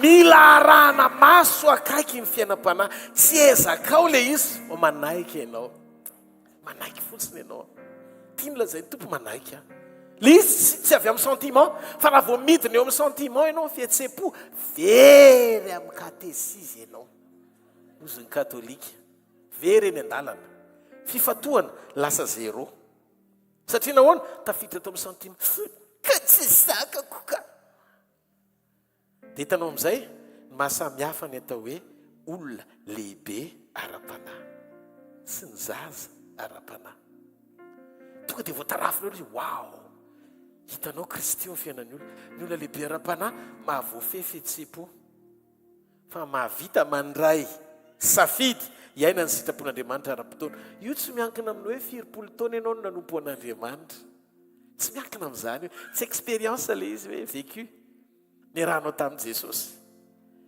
fa fiovam-po ny ekenao anokatra ny ao anatinao antsafidy ny tia tahaka an'i Jesosy ary zay le nizaraiko nisy fotoana le izy tsy amour naturel eo mahanofo anao sy maha-olombelona anao fa surnaturel le izy satria tsy possible ianao amela ny fahavalonao zany sy amela heloka hoe anaty fahangina zany zao zany zao tsika zao raha izara diplôma Andriamanitra androany marena amin'ny sekolony toepo dia zay mamela zay mahavita mamela amin'ny fahavalony tena tsisy petina ao am-pony ny mahazo tsy maîtrise fa doctorat satria any amin'ny sekolim-panomboana mitovy amin'ny gentilisa sika ny gentilisa mahay mity zay tia azy zay manisy soa azy dia tia normal zany zany mbola midinga ny fitiavana ara-boajanahary eo amin'ny nofo tovizany rehetra tsy mila mandray an'i Jesosy ianao mity olona tianao zany fa le olona mankala anao le olona tena mijoro tena henonao mihitsy hoe manana hainina izy mangidy nefa tsy mahakasika amin'ny fonao fa mivavaka ianao dia efa manomboka mielevina dia ozy izy Andriamanitra mety 20 taona le olona anankiray mbola mangidy ny fony nefa efa 10 taona izy teo am-panomponan'Andriamanitra fa mety 10 taona le olona mavita amin'ny livre an'izay zay ny certifien'Andriamanitra fa manana doctorat fa tsy le 20 taona raha izara diplôma Andriamanitra satria Andriamanitra mitady olona araka ny fony ny olona araka ny fon'Andriamanitra dia mamela ka na 40 taona sika za paster Rodolphe fa na 40 taona nanompo an'Andriamanitra nefa tsy ao anatiko izany toe-po zany mbola tsy nanomboka akory ahako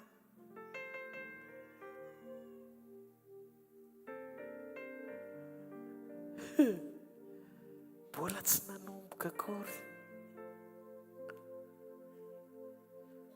efa 10 taona no nanompo ony kanefa tsy mety mibebaka fa mpanompo manao tandrametaka mila mijoro mba tsy hikoro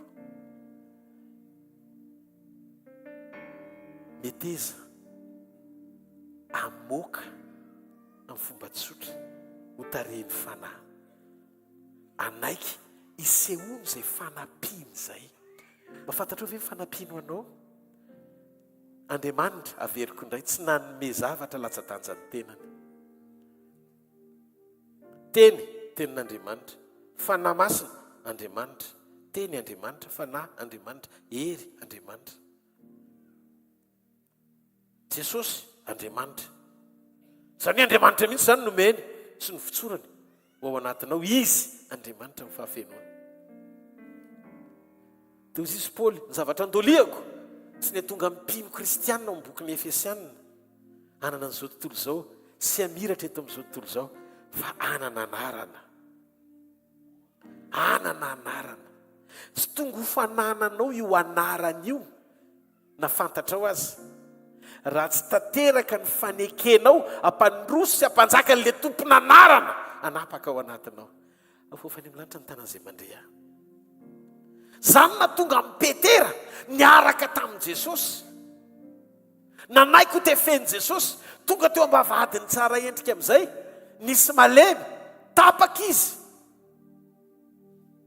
tsisy ninina ny dikany hoe tapaka tsy tany le fandehany vo tonga saina fa mizavatra nanany mihoatra ny nozy andrasan'ny olona aminy napetraka Jesosy lanjany fanomezany ny anarany ho ambony no fahefany vola sy zao tontolo zao mitambatra. Isaky ny tonga eo izy le malemy mandeha mangataka tompoko mangataka eo amin'ny vavadiny tsara endrika efa ny fiainany ratsy. Dia mangataka dia mandalo dia isaky misy vola zany zareo zany dia manome foana satria mason'ny apôstôly beko voatarafina ay apôstôly be tsy manome dia zay mba misy kely any no tonga dia ino raka iny aloha tolotolotra tsy ratsy ny tolotolotra fa ny tolotolotra tsy mahavonjy. Fa nisy fotoana ozy izy Andriamanitra aleo fa ohatry ny zatra manome vola loatra Petera nefa tsy izay no nanirahako azy.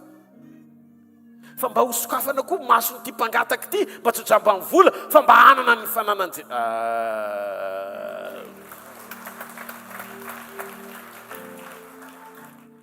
niditra amin'izay Petera nandeha ohatran'izao mangataka tompoko ny olona nefa be dia be nijery tena Jona misy ve any tsisika Deus Petera manan-javatra fa tsy mampiasaiko oatra amin'izay. Hitanareo rehefa mitoky amin'ny mamona ny maso dia tsy hity Jesosy. Zay ny maharatsy ny fanazaranao ny fiainanao mitoky amin'ny mamona loatra. Ohatra hoe tsy solution zany intsony eto ambony tany raha tsy misy mamona. Kristianina malalo ambavalimo ahoana manana an Jesosy ianao, manana an Jesosy ianao. Rehefa tapaka izy voatonga sena hoe manan-javatra tsy manana le zavatra angatanareo fa manan-javatra mihoatra ako ary zay ananako nafaka omeko anareo amin'ny anaran'i Jesosy Kristy avy any Nazareta mitsangatsangana kovio tonga dia nitsangana. Raha Petera zany ny hira ny farandre mamonjy dia novainy ny tonony. Dia zao no nataony iza moa tsy farandre mamonjy fa iza moa le mialy rakoto mamonjy. Sofatapaka Jesosy malalo fialofako vatolapiko sy eriwa lasa sofatapaka le izy. Zany hoe tsy Jesosy ny terena nome mamona tsony fa ny anaran'i Jesosy ny seho ambony no ny fahefany mamona rehefa nomena voninahitra.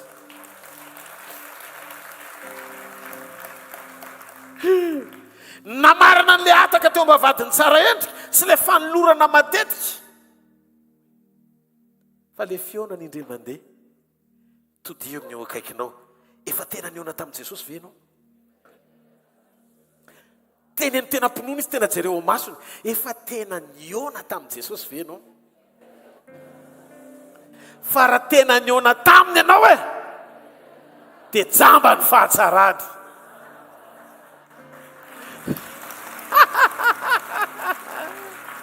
Halleluja. Ao boky tsara toko fahenana andiny fafolo ka hatramin'ny 120. Olona tsy manan-daza akory le lehilahy atao hoe Gideona. Na fenina Midianita sy ny fahavalony no hitan'Andriamanitra fa manana fo dia nampiasainy. Tamin'izany tsy sahy mihitsy hoe mitahiry blé tsony satria ravan'ny Midianita daholo ny fambolem-bary sy ny blé.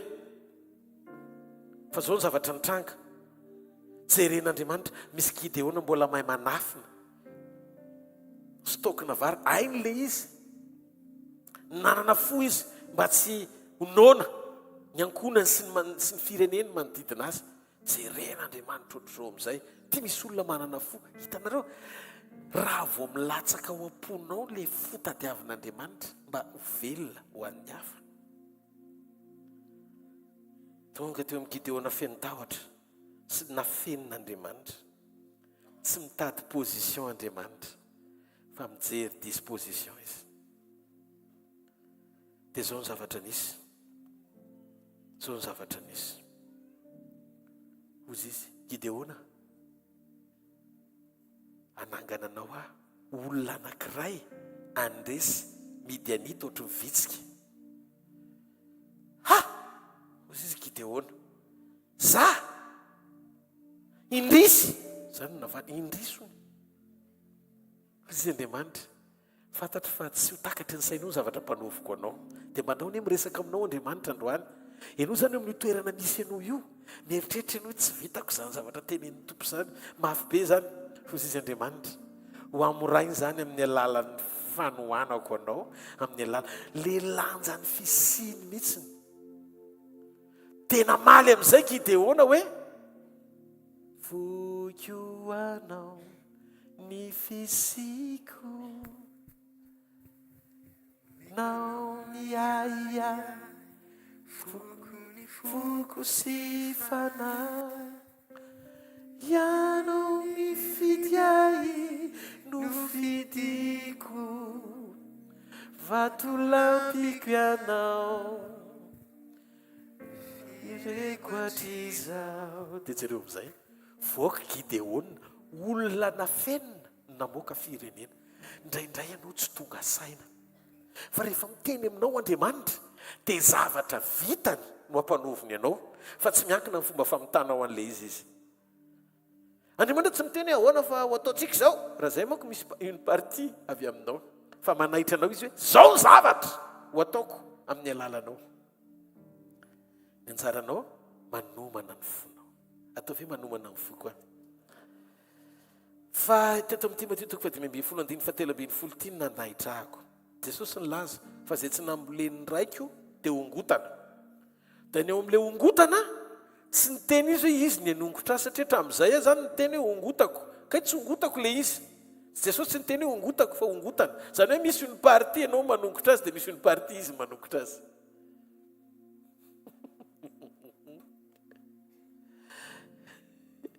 izy no anongotra tsy niteny Jesosy hoe izy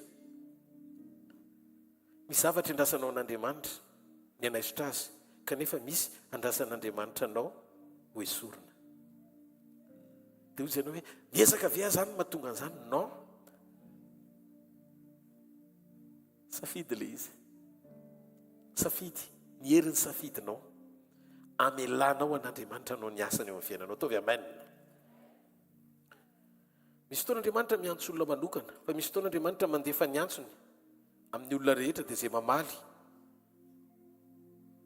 no iran'Andriamanitra Isaia 9:9 rehefa tany an-danitra Isaia mpaminany dia zao ny zavatra nitranga jerinareo hitany Andriamanitra teo amin'ny seza fiandrianana dia nisy kerobima dia nisy anjely be deaibe dia nanao hoe masina masina masina Jehovah tompony maro iaiky ny voninany tany rehetra dia ny zavatra nahavariana dia zao nanontany Andriamanitra iza ny manaiky ho irakay tsy niteny afaka niteny Andriamanitra hoe Isaia maniraka anao fa tsy nanery any Isaia izy fozy izy iza ny manaiky dika zay afaka mamaly le njely hoe mba andeha any afefa elany tsy tany fa le antso tsisy namaly tao fa ny an'le anjely masina masina masina foana nitako anaty baiboly nataondrareo fa tsy valiany Andriamanitra dia tonga sainy Isaia hoe za rery ny olombelona mahakasika momba ny tany ny raharaha ny tany fa eto ohatry ny samy varinany amin'izay mahavarina azy daholo dia ozy izy Isaia amin'izay inty aho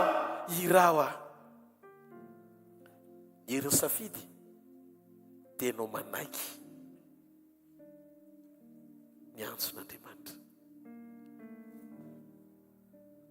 avereny zao ndreto izahay amaly ny antsonao avereny ndreto izahay amaly ny antsonao iza ny vonina amaly ny antson'Andriamanitra raha manaiky ianao amaly ny antson'Andriamanitra manao voatra ny Isaia tompo lozako olona malotomolotra miaino ny firenena malotomolotra nefa mba tamiko no nitodihan'ny fifidiananao manaiky a Jesosy afony zavatra rehetra noho ny amin'ny fahamarinanao tsy zao tontolo zao no mitondra hafa ny feo anao miantso ahy fa mila ianao sokafo ny fonao androany sokafo ny fonao eo am-pitsanganana sakafo fonao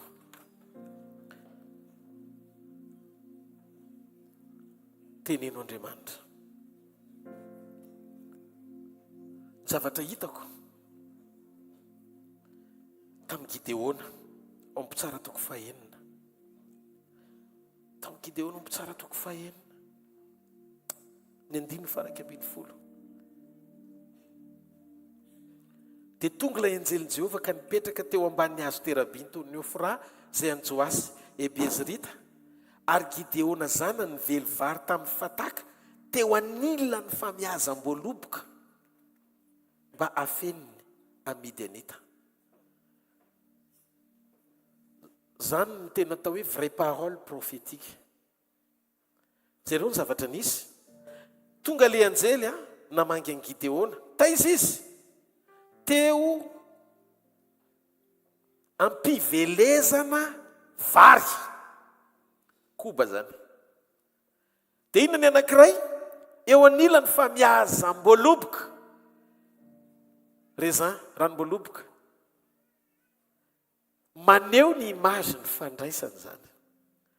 Feno fepetra-panehoam-pahamantara na atsiarovana-Andriamanitra amin'ny famonjena teo amin'ny fiainan'ny Gideona satria ny toerana nisy azy tsy lavitra n'ilay image ny Jesosy tonga hamonjy sy tonga navitra antsika. Amamofo an Jesosy sy amma ranom-boaloboka azy. Ny mofo maneho ny tenany, ny ranom-boaloboka maneho ny rany.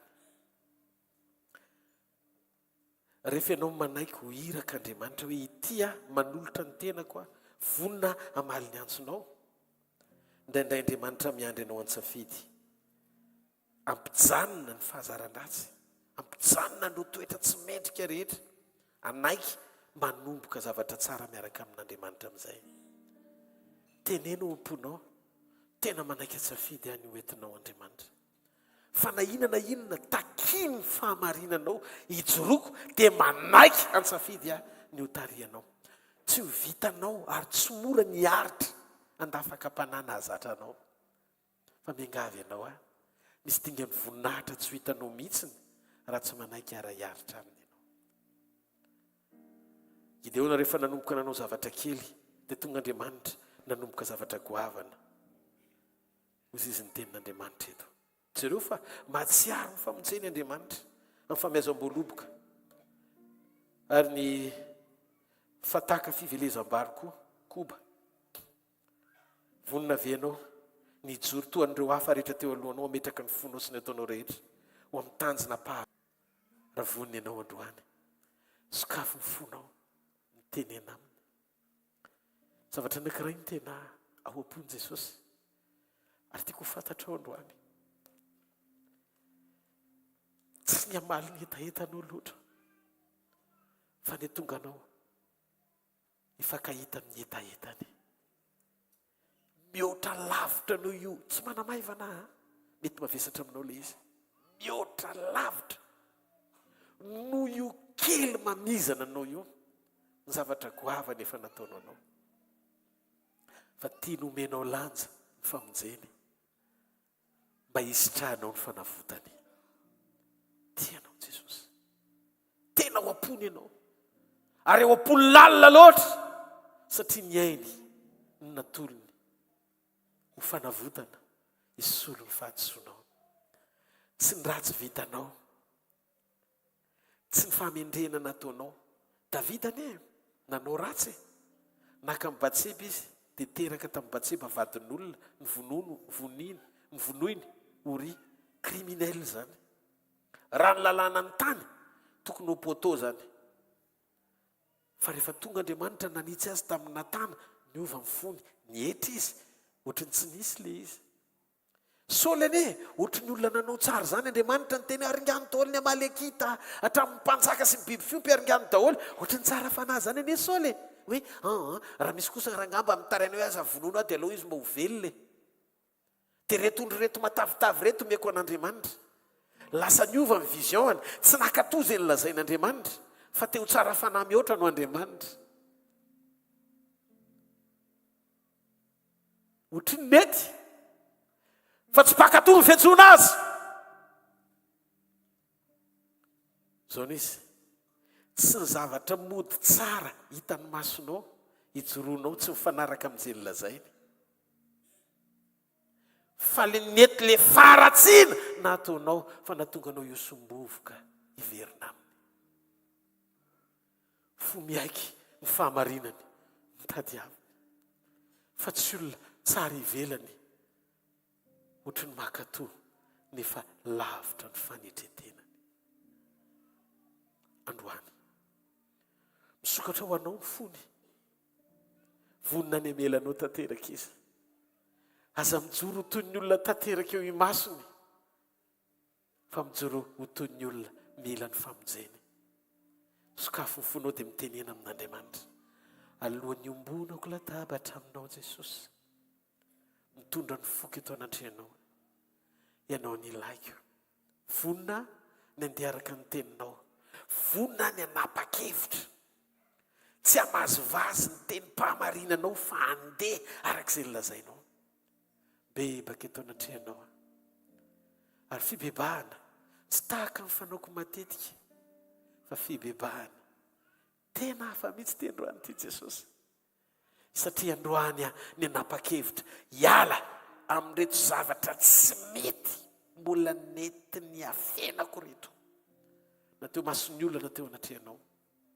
kanefa miariary eo masonao ny fiainako akipio masonao eritrereto amin'izao rasy minitra sy sekondy zao mamakivaky eto amin'ity toeran'ity Jesosy dia manatrika anao rery izy dia mandinika anao izy dia jereny ianao jereny ao anatinao jereny momba anao rehetra akipio masonao dia mba eritrereto sainy kely zany zavatra zany dia lasa izy dia mijery ianao dia hitany eo anatin'ny fonao fantany hoe tena tapa-kevitra ianao fantany hoe tena manenina ianao ary fantany koa hoe mbola tsy teny zany no amponao amin'izao fotoana itenenako izao tsy tonga izy hanameloka anao fa tonga izy hanampy anao tonga izy hitantana anao ary tonga izy hanangana anao tsy tonga izy handatsa anao fa tonga izy hampijoro anao dia zao no ataony akipio masonao asehony anao ny tanany misy olatra teo amin'ny tanany eo fovoany ary ny lany voany tahaka ny tamin'ny Tomasy dia zao no nataony zanako efa niaritra ho anao ary arivo taona lasa efa nombona teo amin'ny azo fijaliana noho ny fahadisoanao efa maty noho ny faharatsianao rehetra tsy tonga nameloka anao fa tonga mindra fo aminao raha mbola isan'ny velona ianao dia misy antenainany aminao ny fanapa-kevitra tsara indrindra tsy any aoriana ny fahafatesana fa aminao mbola velonaina afaka mandray fanapa-kevitra ny androso amin'ny sitrapoko zanako tsy nanary ianao tamin'ny fahadisoanao ary tsy nataonao na ny tsy famendrehana izay vitanao mahatonga ilaza fa tsy tianao intsony fa noho io indrindra ny nahatongavako mba hahafahanao misitraka ny fahatsarako sy ny famindram-poko alalanao fa tiako ianao androany anaka atolory ihany fonao mandehana araka ny teniko mijoroa araka ny fanambarako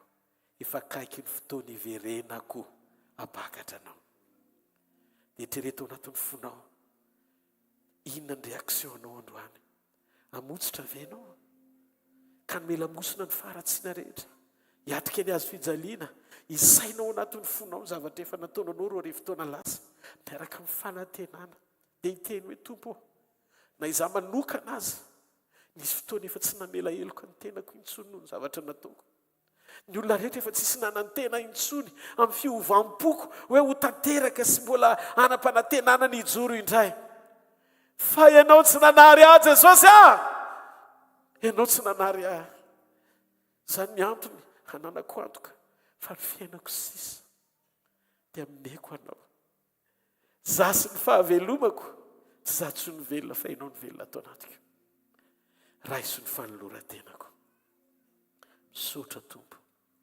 fa ty ahy ianao amen sambatra ny olona izay voavelany elony sy voasarona ny fahotany sambatra ny olona zay tsy sain'Jehova eloka ary tsy misy fitaka ny fanany aza mamita tena fa rehefa mitsotra ho anatren'Andriamanitra dia mijoroa andeha araka ny sitrapony.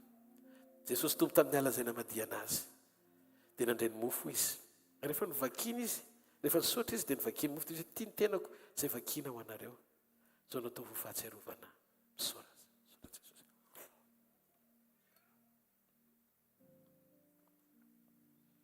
Taka izany koa ny ranom-boaloboka manambara ny rano fanekena vaovao izay nalatsanao antsika ho famelana ny fahotantsika. Ka nao vinanao vintsika mihinana amin'ny mofo sy misotra amin'ny kapoaka dia manambara ny nahafatesan'i Jesosy mandra-piavana. Nao tsika isotra azy amin'ny fontsika manontolo.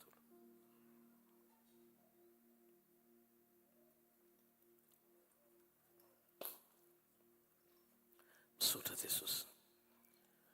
Tiako ianao nefa tsy ampy ny teniko, fantatro fa hitanao tompo ny aty lalin'ny foko. Tiako ianao ny fitiavanao tsy mio dia ho ilaza fa tiako ianao. Nao tsika itiatarina mafy be ho an'Andriamanitra. Miangavy ianao ahazo toerana aza mbola misy miala fa aorian'ny fanatitra sy ny filazana dia mbola hiara hivavaka tsika aorian'izay.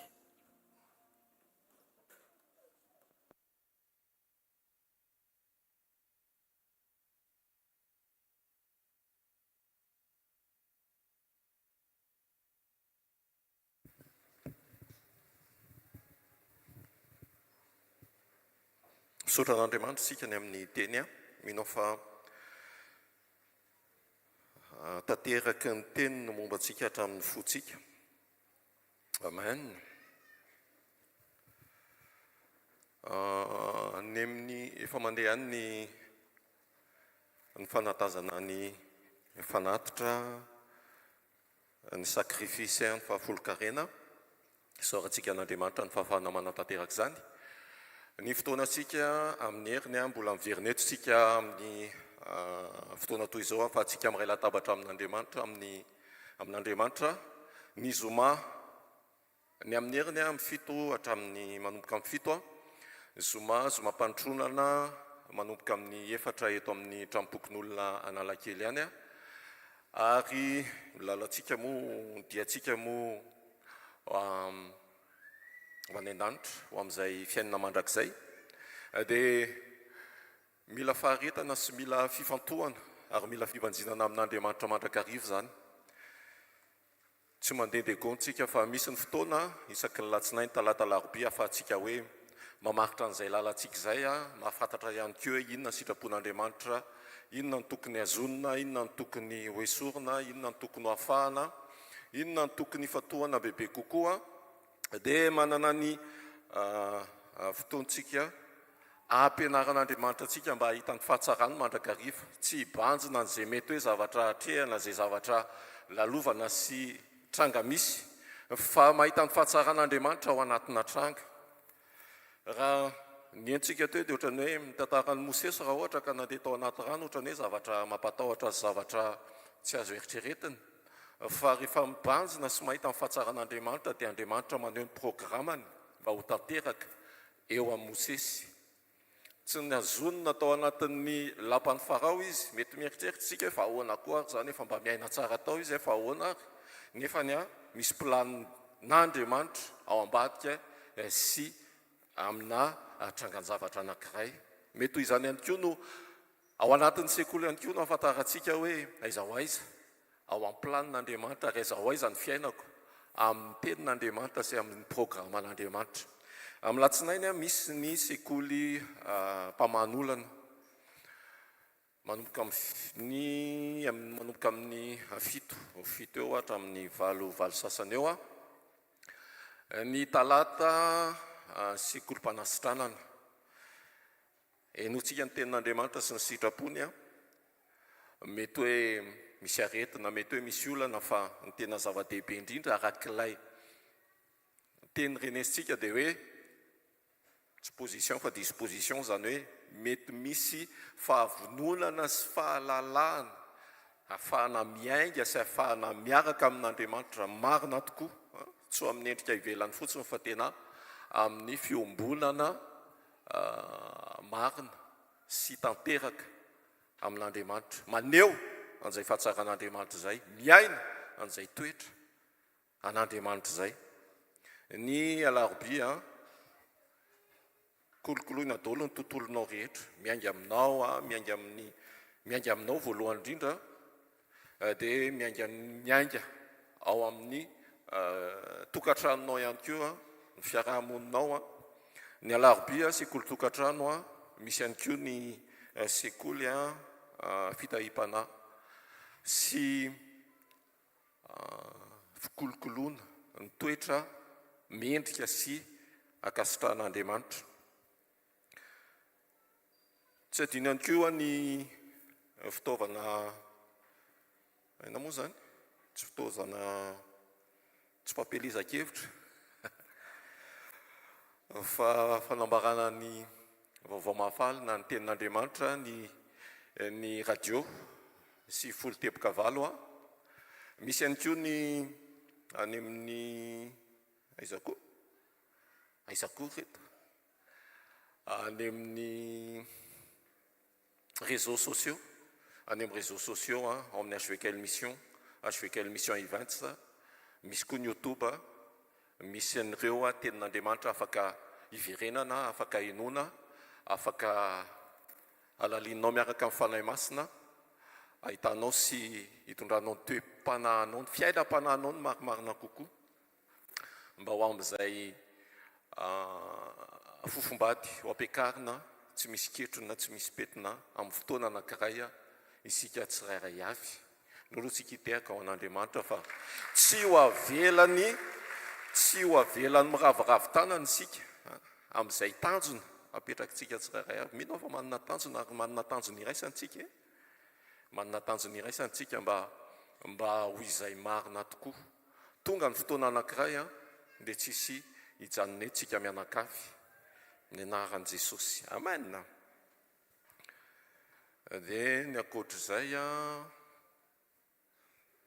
manentana antsika ihany koa hanana fiombonana sy firaisana manokana amin'Andriamanitra amin'ny tsy ho zao hoe endana mandeha any amin'ny tany efitra fa ho zay hoe arindriny ny varavarana ao amin'ny efitranonao ianao, ao amin'ilay fahafahanao miona sy miresaka manokana amin'Andriamanitra mba hananantsika fiombonana bebe kokoa. Ndao tsika hitsangana dia hanolotra mifanatitra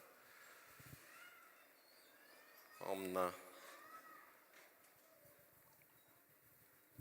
Raha io mankasitraka feno anao zay amin'ny anaran'i Jesosy, ny amin'ny fahafahanay manatona anao indray amin'izao ora sy fotoan'izao eto amin'ity toeranyity, manolotra ny fanatitra, ny fahafolo-karena izay vokatry ny fonay. Mankasitraka indrindra satria anao no manome ny hery, ny tanjaka, ny fahavelomana, mbola ahafahanay mamatsy ao an-tany tsara dia ao aminao zany. Ary ny tena marina, ianao ilay loharano ny zavatra rehetra, tompony zavatra rehetra, mbola mamatsy anay, ahafahanay manatanteraka izany androany. Ianao no mahita ny fony tsirairay avy ihany koa araka ny teninao, fa disposition, fa tsy position no andrandrainao sy ilainao, ary indrindra ihany koa ilay fo mety esanao sy fo araky ny sitraponao. Mankasitraka indrindra ary ianao no mbola ahitany tsirairay avy akasitrao tompo zao mifanatitra zao, ary mihoatra noho izany mbola noloranay ny fonay, nomenao ny fahafahana, mbola miverinao aminao, mifona, mibebaka, manenina. Ka indray manolotra sy manavao ny fanoloran-tenanay, raiso ny fonay, mihoatra ny zavatra rehetra tompo, satria izany tokoa ny takinao. Dia mankasitraka indrindra satria Andriamanitra fitiavana ianao, Andriamanitra be famindrapo, ary Andriamanitra mihevitra ny fiainanay tokoa, ilay Andriamanitra mahita ny farany hatramin'ny voalohany. Dia raha laza hery aja ho anao irery ihany, ilay Andriamanitra mitoetra amin'ny seza fiandrianana dia mendrika ny fiakofana, mendrika ny asandatra, mandrakizay amin'ny anaran'i Jesosy. Amen. Tiaka mafy be tsika ary atsotsika anizy mivady ihany koa ho fiarabana manokana anareo. Aisinareo mivady kely da toy andry sy hitatimy io mandroso tompoko. Azajanona ny tehaka raha tsy tonga eto izy mivady kely misaotra.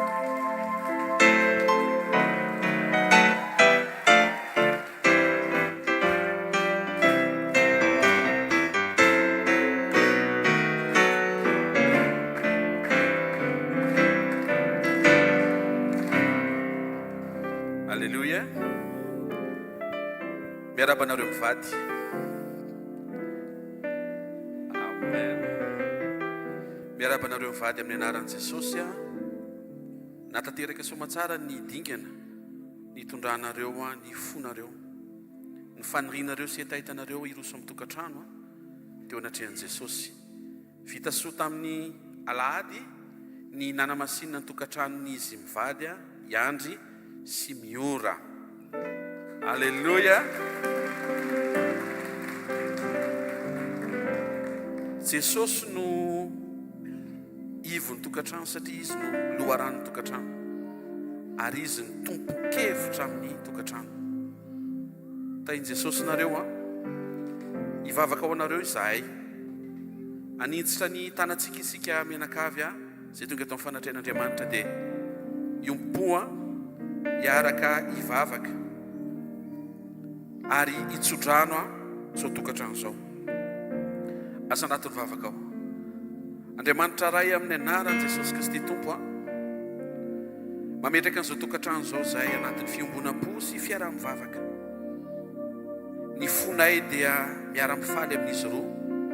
Natateraka ny faniriany ny roso tamin'ny tokantrano tamin'ny lahady teo. Ny ataonay Jesosy dia ivavaka ho azy ireo zay. Ianao ane hitantana, ianao hitondra, ianao hiazona, ianao hitahiry, ianao Jesosy no angatahinay hiaro. Mankasitraka tompony amin'izao tokantrano eo mba fiahinao, irinay mba ho feno fahasoavanao, feno famindraponao. Raha andeha izy ireo dia ianao ny ilolarina Jesosy eo manodidina azy. Ianao inko no aneo ny voninahitra ao. Ianao no ampahery, ampitobaka ny fahatsaranao ny fampahitana fitiny. Ianao inko no anome sy andravaka amin'ny zava-tsoa zao tokantrano zao. Vavaka izay ray amin'ny anaran'i Jesosy ho tokantrano feno fanatrehanao, ho tokantrano milomano amin'ny sitraponao, ho tokantrano maneho ny toetranao, ho tokantrano tanteraka amin'ny fiombonana aminao. Ho mpandresy izy ireo, mahomby amin'izay ataony, tanteraka amin'izay antom-pisiana ilanao azy eto ambonin'ny tany. Ho feno fifaliana trano ny ao an-trano, rehefa mivoaka ny trano amin'izay rehetra atao, ho tahinao izy ireo, ho tahinao amin'ny taranaka amin'ny anaran'i Jesosy Kristy avy Nazareta. Tononay zany vavaka iarahana zany sy nitsodrano napetraka ao eny ambavan'ny zanaka ao tsara sy mpanomponao izay voreto amin'ny anara maheran'i Jesosy Kristy avy Nazareta. Amen. Manarak'izay dia fitaompanolorana ny baiboly izay mirakitra ny tenin'Andriamanitra keo androany araka ny voalazany Isaia 1:2 anaran'i Jesosy mitsangana miazava fa tonga ny fahazavanao ary ny voninahitry Jehova efa miposaka aminao. Apokalipsy 3:10 satria efa nitandrina ny teniko ny amin'ny faharetany ianao, izao kosa iaro anao ho voavonjy amin'ny fakapanahy izay efa hiatra amin'izao tontolo izao, ho fizahan-toetra izay monina ambonin'ny tany. Manao sonia pasteur Tafiny Arivo, Andrianjato Arnomea, Jean Rodolphe Malala. Atray atolotra keo pisé tahiny e. Alléluia. Tiaka mafy be antsika ho an'i Jesosy afaka mahazo toeranareo iroso amin'ny programme manaraka isika. Alléluia. Misy faly ve eto amintsika ateteny aminareo hoe misy ny fanomboana, misy ny fitohizany.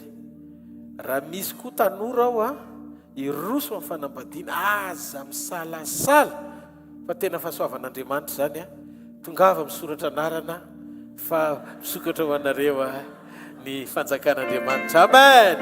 Tena tiany Jesosy zany. Zay hivavaka ho anareo. Alleluia. Atsangany hoe tanan'ny olona zay natsapa androany hoe tena voatahy izy tao amin'ny teny androany. Mafantatrareo ve tena reko mihitsy Jesosy androany ny asa ny rahan'i Jesosy nanadio antsika ho afaka amin'ny tsy fahamarinana rehetra dia voavela eloko tsika. Mafantatra hoe fa voavela ny eloko ao androany ary zany olona voavela eloko zany hita sotry eny amin'ny endriny mihitsy hoe olona misy fiadanana, misy fitsarana, misy fifaliana. Amen.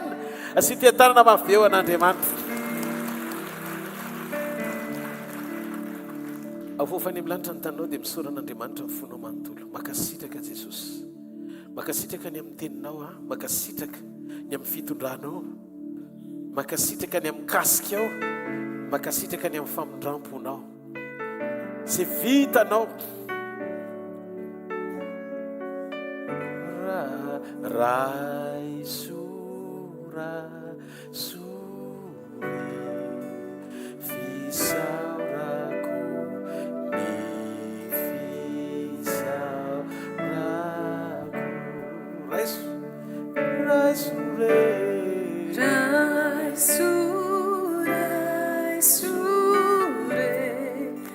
fisaurako ni fisaurako. Dao ity tanana mafy be ho an'Andriamanitra. Halleluja.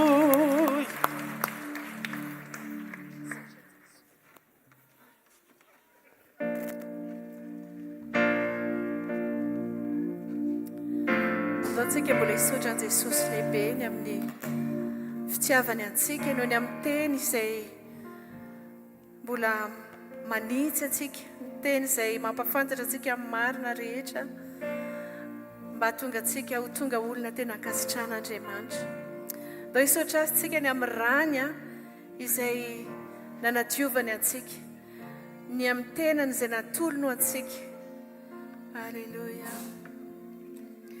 Zao lay mahantra tsaroko eto izamoao, tena very efa jamba nanjeny andro laveny ao, ny ota nanalavitray toy ny antsana lehibe, avy ny ampitao ny tanao tsy navelanao ho very, namboatra lalany anao teo amin'ny tsy azo ale, nafoinao ny lapanao atonga fonenanao, ka teo aminy azo voalohany trosako, tsy andevony otintsony ao tonga feny fanantena, saotra Jesosy no niranao, misaotra Jesosy voady uau, misaotra Jesosy voavodia, avianaty aizinao fenoinao fazava. Halleluja. Ni suruai tão passando panuta, ni levi na teruanju yanao, fani tsangana injai cares, ni fafatesana veluna majakizai, tuga ulu bau bau, nuriralizadaku.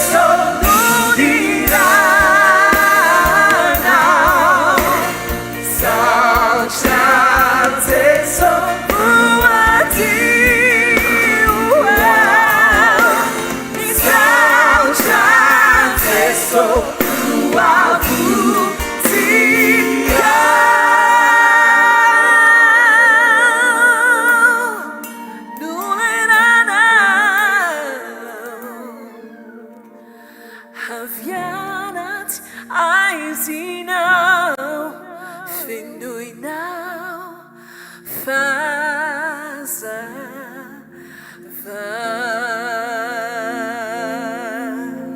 sika rehetra iarahira hoe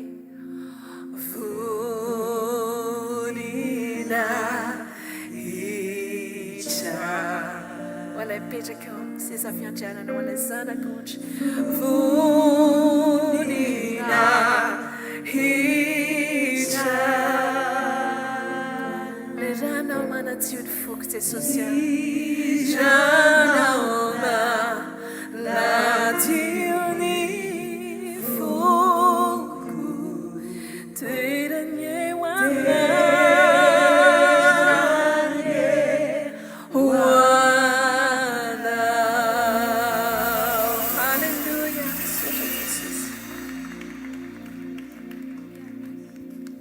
jesosy amin'nysaotra fa no ny ranao dia ilay tsinitsinina no tonga zanaka saotra jesosy fa izay rehetra nanantonanao dia tsy mba nisy milavinao zany misaotra fa ianao manangana anay ianao mitondra anay mamela anay ho any anevitra mba hahafahanao miona aminay sy manambara ny ao am-ponao sambatra jesosy manana anao satria izay rehetra miandry ianao tokoa dia tsy very fanantenana anao vina anao vina satria tsy mba olombelona ny Andriamanitra ikandainga misaotra jesosy ny amin'ny fitantananao ny fiainanay tsiraray avy mbola afaka mandre-teny mpamarinana manangana anay indraindray zay jesosy mihevitra misainany ao am-ponao hatreo mifatakaranay ka ny zavatra homaninao anay dia mihoatra lavitra jesosy atehirizy foana izay tsy hijery izay mety ohatrany hoe sarotra amin'ny fiainana fa ahita tahaka anao hoe mety ny zavatra rehetra tsy misy fahafatesana eo aminao jesosy fa rehefa mitodika eo aminao izay mibanjina anao fa tsy mibanjina olombelona dia ianao maneho ny voninahitra ao misaotra jesosy ary androany dia mbola mafisinay fa izay dia hitoky aminao amin'ny andronay rehetra ilay tompo ilay Andriamanitra tatsika rehetra iary tompo matoky aho tompo matoky aho irao fa mety ny fitondrana ai azoko antoka ny tananao umbai zeu anjelinao atupinao miudidinai sai mianjanao si uverfana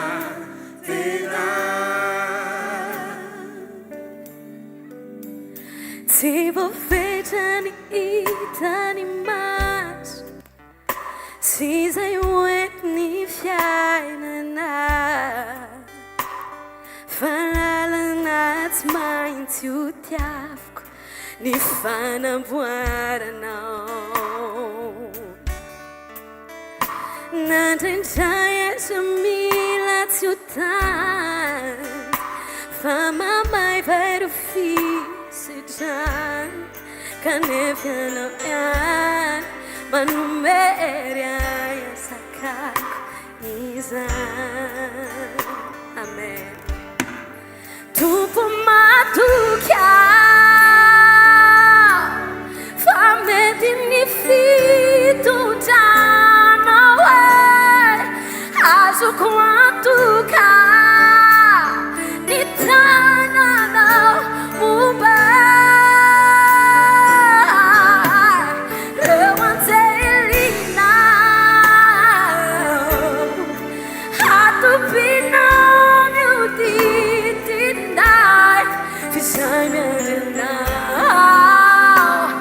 se houver fana tena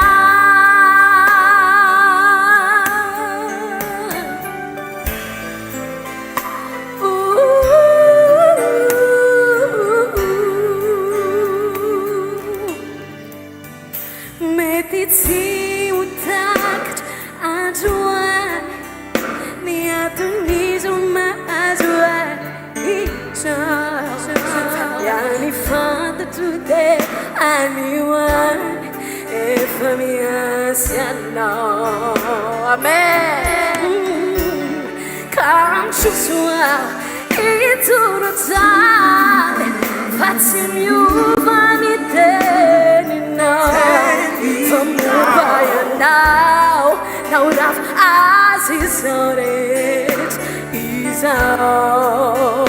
About Tima Tesia Visai no tanto now I just say good Fakapana Uveluni Fiu Oh, Fianano me to die Oh, I'm Fianana now I don't make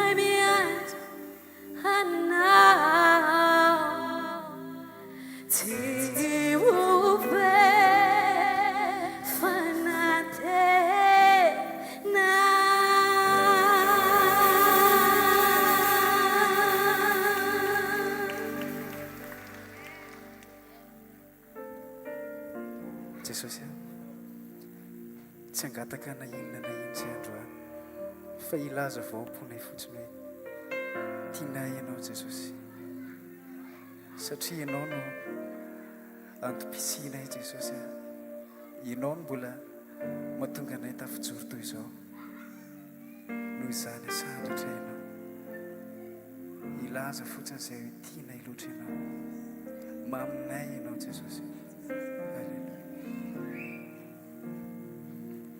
Tiako ianao mihoatra ny zavadrehetra, tiako ianao mihoatra ny riny fo, tiako ianao mihoatra ny tenako, tiako ianao, tiako ianao, tiako ianao. Ndao vetsika tiako ianao, tiako ianao, ianao zany Jesosy. Mihoatra ny zavadrehetra, tiako ianao mihoatra ny riny fo, tiako ianao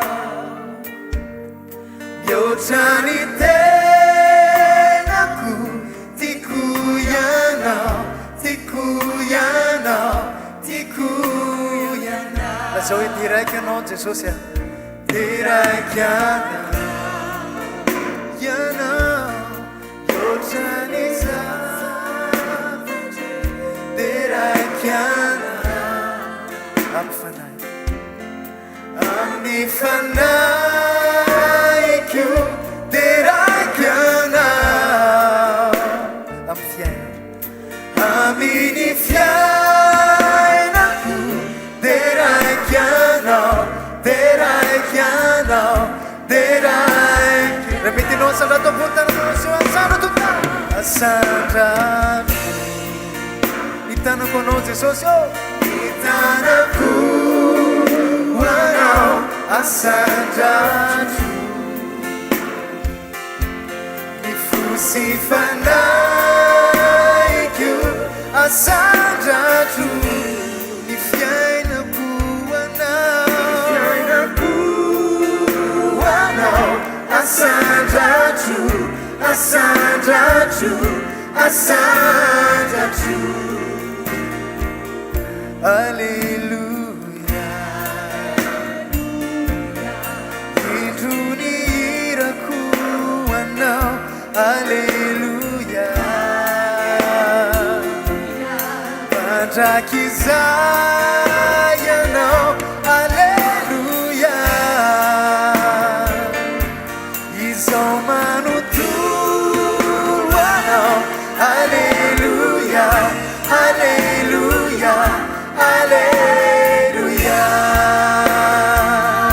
alleluia, alleluia, alleluia, alleluia, alleluia, alleluia, alleluia, alleluia.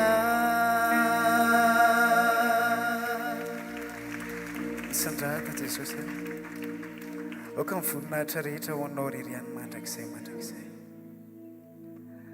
Ianao ilay izy hatrizay ankehitriny ary mandrakizay. Misandrata Jesosy, ndreto izay miondrika eto anatrehanao, tsinitsinina akory izay Jesosy,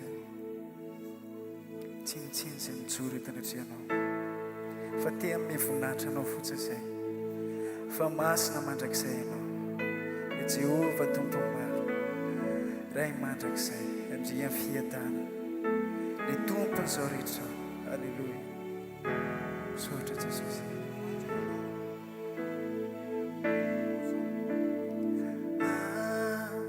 Andriamanitra ianao, mendrika ny anaranao, fa mpanjakana ianao, masina indrindry ianao. Dovitsika dovitsika Andriamanitra, Andriamanitra ianao, mendrika ianao, mendrika ianao.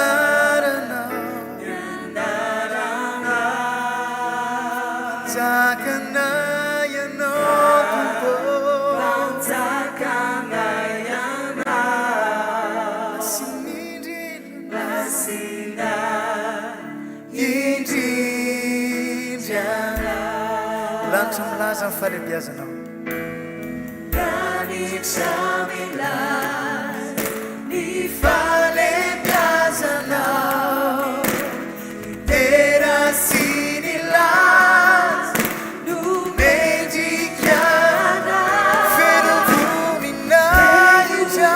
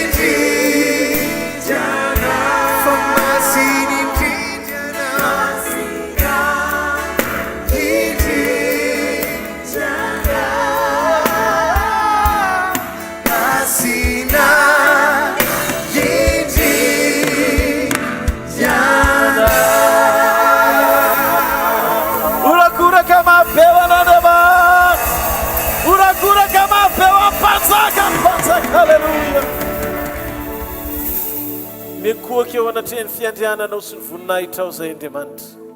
Lay tokana mendrika eo amin'ny fiderana Israely. Lay mitoetra sady manerinerina eo ambony seza fiandrianana, sady mandrakizay ny masina ny marina ny mendrika indrindra. Ho anao ny fankasitrahana mandrakizay, fampanjakana eritreritray ianao. Ianao no antom-pisinay satria raha tsy teo ianao tsy nisy zay. Rehetra miakohaka eo anatrehany fahatsaranao, manolotra ny voninahitra, dera ny aja ny sotra ho anao mandrakizay tsika rehetra anao hoe halleluja halleluja halleluja teraka mafeo ampanjaka ny mpanjaka halleluja ho anao rery mandrakizay Jesosy ianao ny aritra ianao ny maty ianao no mifantsika teo amin'ny azo fijaliana ianao ny mpamonjinay ianao ny reharehanay ianao ny rehetra ho anay ianao rery Jesosy ianao mimpanelanelana anay amin'ray ary tsy tonga any amin'ray zay raha tsy teo ianao makasitraka Jesosy sotra ray Jesosy sotra fanahy masina fa ny fahafenonao ao anatinay no mitondra mitondranay isan'andro isan'andro amin'ny fahamarinanao amin'ny fahamendrenao alalana ny tokony atao hijoroanay amin'ny teny fiainana aoka tanteraka eo amin'ny fiainanay sy ny fisianay zany fifoazam-panazany Andriamanitra dia aoko tanteraka ny fitsoko ny rivotry ny fananao manovany ao anatinay ho karazan'olona mendrika anao sy mety aminao ary araka ny sitraponao mandra-piavinao tehirizo ny tsirairay avy Jesosy tehirizo ny isambatan'olona aoka tsisy anankiray ka ho raraka eny an-dalana ho ketraka eny an-dalana vaoka ny fahafenonao ameno ny tsirairay avy ampidinga ny fahatsarana sy voninahitra araka ny sitraponao mandehana andenanan Jesosy fantompombanao izy olohan'ny lalana sy ho vody lalanao izy anasitrana ny fananao anasitrana ny ainao ary anasitrana ny tenanao ihany koa raiso ny fanasitranana anao androany maraina dia mandehana amin'ny fiadanana na amin'ny olana io na amin'ny tokatrano na amin'ny ankonana na amin'ny asa mandraharaha na olana ra-pahasalamana ny fahafenon'ny fanatrehan'Andriamanitra dia hero atsika mandana fa raha teto Andriamanitra nanotrina teto Andriamanitra hikasika ny fiainanao Andriamanitra mandehana ary fa tsofina rano ianao mba ny tanamaherin'Andriamanitra mba ny fomban'Andriamanitra amin'ny zavatra izay ataonao hitanareo ne Jehovah ka hiaro anareo ampamirapiratra ny tavany aminareo ne Jehovah ka mindrafo aminareo anandratra ny tavany aminareo ne Jehovah ka mianareo amin'ny fiadanana amin'ny anaran'ny Ray sy ny Zanaka ary ny fanahy masina amen ndao tia tanina mafy be ho an'ny tompo izarytsika amin'ny fahasoavana amin'ny olona roa sy telo manodidina antsika fa fahasoavan'Andriamanitra ny mato izao fa ny fahasoavan'Andriamanitra ny mato izao anareo makasitraka ny rehetra ny mpiara-manompo rehetra tsika menakavitra namaly ny fanasana androany samy ho tahin'Andriamanitra amin'ny heriny